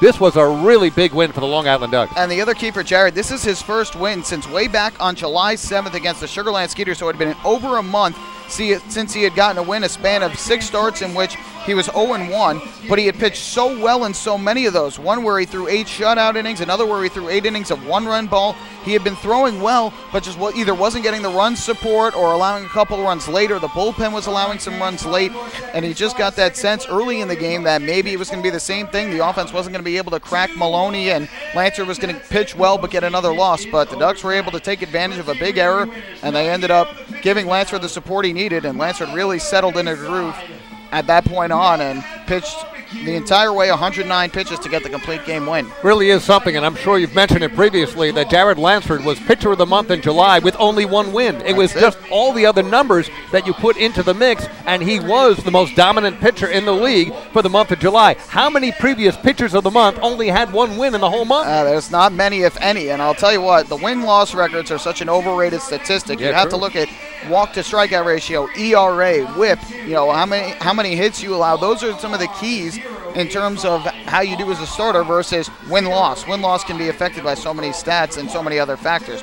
We'll recap this game first here on the pregame show before we hand out the Nico Locke Player of the Game award. Again, Jared Lansford, Matt Maloney, a great pitching matchup. Maloney was great through the first 3 innings, didn't allow a hit until the 4th when he allowed 2 singles, but didn't allow a run in that inning. Jared Lansford through the first 4 innings had allowed just 2 hits and a walk, but also had kept Somerset off the scoreboard. In the 5th, though, the Patriots finally got to Jared Lansford as Brian Barton singled to center to open the inning. He was caught stealing, though. However, Corey Harelchek followed with a single to center. Damaso Espino did the same. And then on a strikeout of Scott Kelly, the 2 runners advanced on a wild pitch. So runners at second and third with 2 out, and that was big on that wild pitch because Johnny Tucker would follow with a 2-run, 2-out single to right center field. His 32nd and 33rd runs batted in of the year gave the Patriots a 2-0 lead. Matt Maloney would follow with a 1-2-3 bottom of the 5th inning. Jared Lansford a 1-2-3 top of the 6th. And then in the bottom of the 6th, the Ducks got their big rally. They sent all 9 men to the plate. Phelan Lentini started off with a single but was quickly erased on a 6-4-3 double play by Brendan Harris. And then the big at-bat of the game, Lou Ford coming to the plate, hits a ground ball to short. Scott Kelly with a chance to end the inning, but his throw to first was low, could not be dug out by Barden. Ford was safe at first, and then the Ducks went wild. Adam Bailey followed with a single to center to put 2 on with 2 out. Cody Puckett was up next, and he delivered a 2-run double to right center field that scored both Ford and Bailey. And that gave the Ducks 2 runs on the scoreboard. It tied the game at 2. Puckett's 9th double of the year, 55th and 56th runs batted in of the year. Brandon Bance would follow, and he would hit a deep fly ball to left center field that just cleared the glove of a leaping Johnny Tucker. 2-run homer for Bance, his 3rd home run of the year, RBIs 14 and 15 on the season. And that gave the Ducks 2 more big runs and gave them a 4-2 lead. It would prove to be the difference in the game. Ducks would not score more in the inning, but a single by Crawford would then knock Maloney out of the game and force the Patriots to go to their bullpen. And then it was, again, cruise control for Jared Lansford. After allowing the 2-run single in the 5th, struck out Dominguez to end the inning, retired the side in order in the 6th, in the 7th with 2 strikeouts in that 7th inning, and in the 8th. That would take us to the 9th inning after the Ducks failed to score in the 7th and 8th.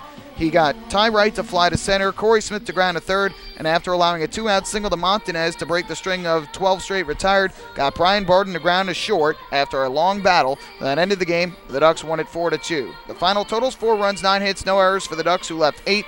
2 runs, 7 hits, 1 error for the Patriots. They left 4. Jared Lansford, the winner, improves to 5-4 on the year. Matt Maloney, the loss, will fall to 8-6. No save. The game took just 2 hours and 22 minutes in front of a crowd of 5,197 here at Bethpage Ballpark. Now, I'll tell you, Michael, this is the way baseball should be played. We saw some great defensive plays. We saw enough offense to make it very interesting, and we saw a fantastic pitching performance, a gutty pitching performance from Jared Lansford. This one was fun to watch. Absolutely right. And when you get good starting pitching, and I'm sure everybody will say it down in the clubhouse, it's fun to watch when your starter is in control. But John Brownell, aside from one bad pitch on Wednesday night, one bad pitch, that was the 3-run homer that proved to be the difference in the game through 6 scoreless innings after that point. He was phenomenal. Bobby Blevins yesterday with 9 innings of 1-run ball. Jared Lansford with 9 innings of 2-run ball tonight. It's been a lot of fun to watch the Ducks starting pitchers, and you start to see one after the other. They just feed off of each other, and the only hope is that Sean Garceau can continue to do it tomorrow night. Time for the Nico Lock Player of the Game. Is there really any debate? Let me see. Let me go through my notes here. All right, go through your notes to see let's quickly. see. I don't think so. I think we should give it to Josh Lansford. You know, he's feeling a little left out tonight. His brother got all the glory, right? The bullpen's probably feeling left out. 2 straight games that they didn't have to pitch. But we are going to give it to Jared Lansford tonight with a complete game effort again. 7 hits, 2 runs, both earned, a walk, and 8 strikeouts, 1 shy of his season high. Needed just 109 pitches, 79 of them for strikes to lower his ERA down to 3.16 and get his 5th win of the year. Jared Lansford is our Nico Lock Player of the Game. Nico Lock Retaining Walls and Paving Stones, a company synonymous with quality service in the manufactured concrete industry for almost 50 years. We'll take one more break. When we come back, the out-of-town scoreboard, and then we wrap things up from Bethpage Ballpark on this Friday night here on Long Island's home for news, traffic, and weather, 103.9 LI News Radio.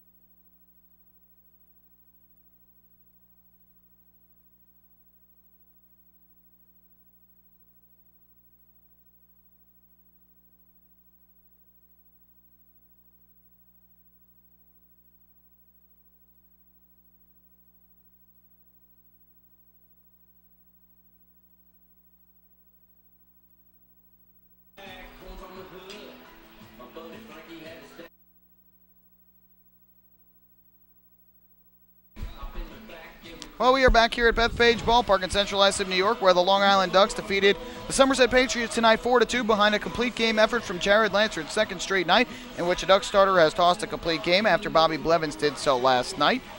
We'll go through the out-of-town scoreboard quickly before we head out the door here from the Duck Pond on this Friday evening. Final just ended in York, Pennsylvania. The Revolution a 4-2 win over the Bridgeport Bluefish. Scott Oregon, the win, improved to 5-7 on the year. The loser was Hunter Jones, who fell to 5-10. The save went to Rami Lewis, his 28th of the season. No home runs in that one. But for the Revolution, it was all about Justin Green tonight. 4 hits at the plate, 3 runs batted in. Ophelio Castro also had 3 hits, but Green's big night leading the way for the Revs in the victory. Good news for the Ducks in Lancaster. They're in the top of the 9th inning, and the Blue Crabs lead the Barnstormers 7-1. Why is that good news? Because if the Patriots end up winning the second half in the Liberty Division, the wild card spot comes into play, and as of now, Sugar Land's leading the Freedom Division, which would mean the Ducks and Barnstormers would compete for that wild card spot, and if that score holds up, Ducks would close to within 1 game in the overall standings for that wild card spot. Jake Brown started. He only threw 3 innings, so Brian Grenning would be in line for the win for Southern Maryland. The loser would be Corey Wade, who lasted just 4 innings and allowed 5 runs. And we'll see who Southern Maryland calls on Jim Ed Warden to try and close it out in the 9th inning. For the Blue Crabs offensively, Kyle Hankert is leading the way. He has 3 hits, 3 runs, and 2 runs batted in his return to the Blue Crabs. So he is leading the way for Southern Maryland as they lead it 7-1 over the Barnstormers at Clipper Magazine Stadium. The River Sharks shutting out the Skeeters right now in Texas, 4-0 top of the 6th inning. Bill Murphy started for the River Sharks 4 scoreless innings. Dan Blewett is now in the game. And for the Skeeters, Sean Gallagher getting the start. He is still pitching for Sugar Land. Camden has 2 RBIs from Brian Pounds to lead the way on this Friday night. As for the Yankees, their struggles continuing in Tampa. They are trailing 4-0, or now 5-0, bottom of the 8th inning to the Tampa Bay Rays. James Loney just hit a home run that made it 5-0.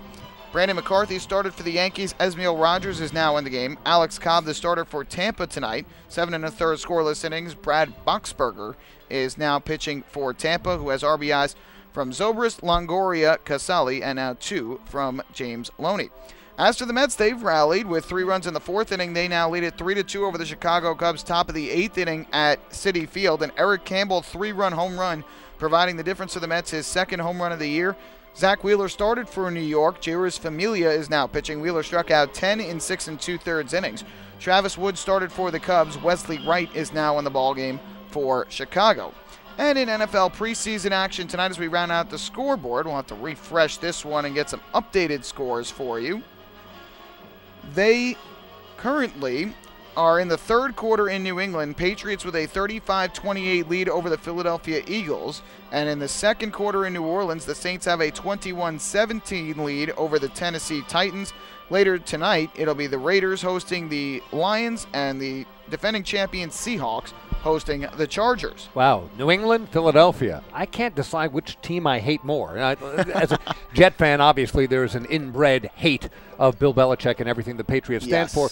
But the Eagles are just easy to hate because it's Philadelphia. So I don't know who to root against. Usually New York fans are pretty upset at cities of Philadelphia and Boston, so I guess completely understandable. But as a Jet fan, I think you'd have to hate the Patriots a little more. You're right about that.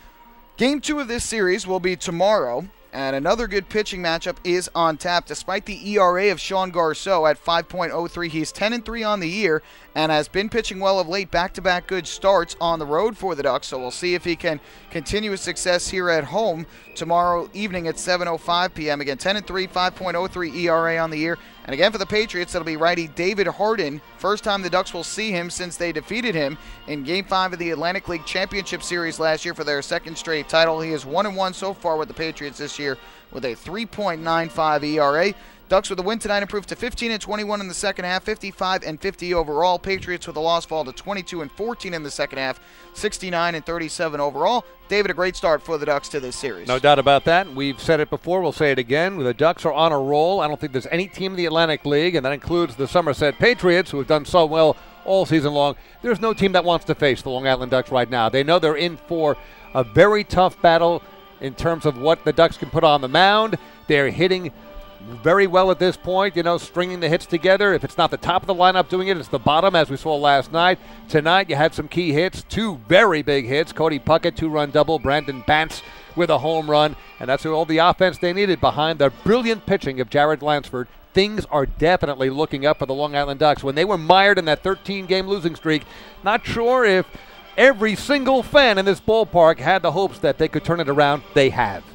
Absolutely right. Well, that's going to do it for us here at Bethpage Ballpark on this Friday night. Big thank you goes out to our engineer back in our Ronkonkoma studios, Jerry Gross, for pushing all the buttons and doing a great job as always. Once again, the final score, it was the Ducks 4 and the Somerset Patriots 2. We invite you to join us for our next Ducks broadcast, which will be tomorrow night as the Ducks and the Patriots play the middle game of this 3-game series. Pre-game show is going to begin at 6:50, first pitch at 7:05. You can follow all the action on the Ducks official YouTube channel, youtube.com/Ducks Baseball, with live streaming video and audio. And you can follow us right here on your radio dial at Long Island's home for news, traffic, and weather, 103.9 FM LI News Radio. There will be a post-game pyrotechnical fireworks extravaganza as well. So if you can, make your way out to the ballpark and enjoy some fireworks following the Ducks and the Patriots game. My name is Michael Pollack, joined here in the broadcast booth by David Weiss. David, it is wonderful to be joined by you again here at the Duck Pond after quite a long break. And I'll be back for a couple of games next week, and you and I will be here 1 week from tonight. Well, we look forward to that. Once again, the final score was the Ducks 4, the Patriots 2. Have a great rest of your Friday night. We'll do it all over again on Saturday night here in Central Islip, New York. Good night, and so long from the Duck Pond.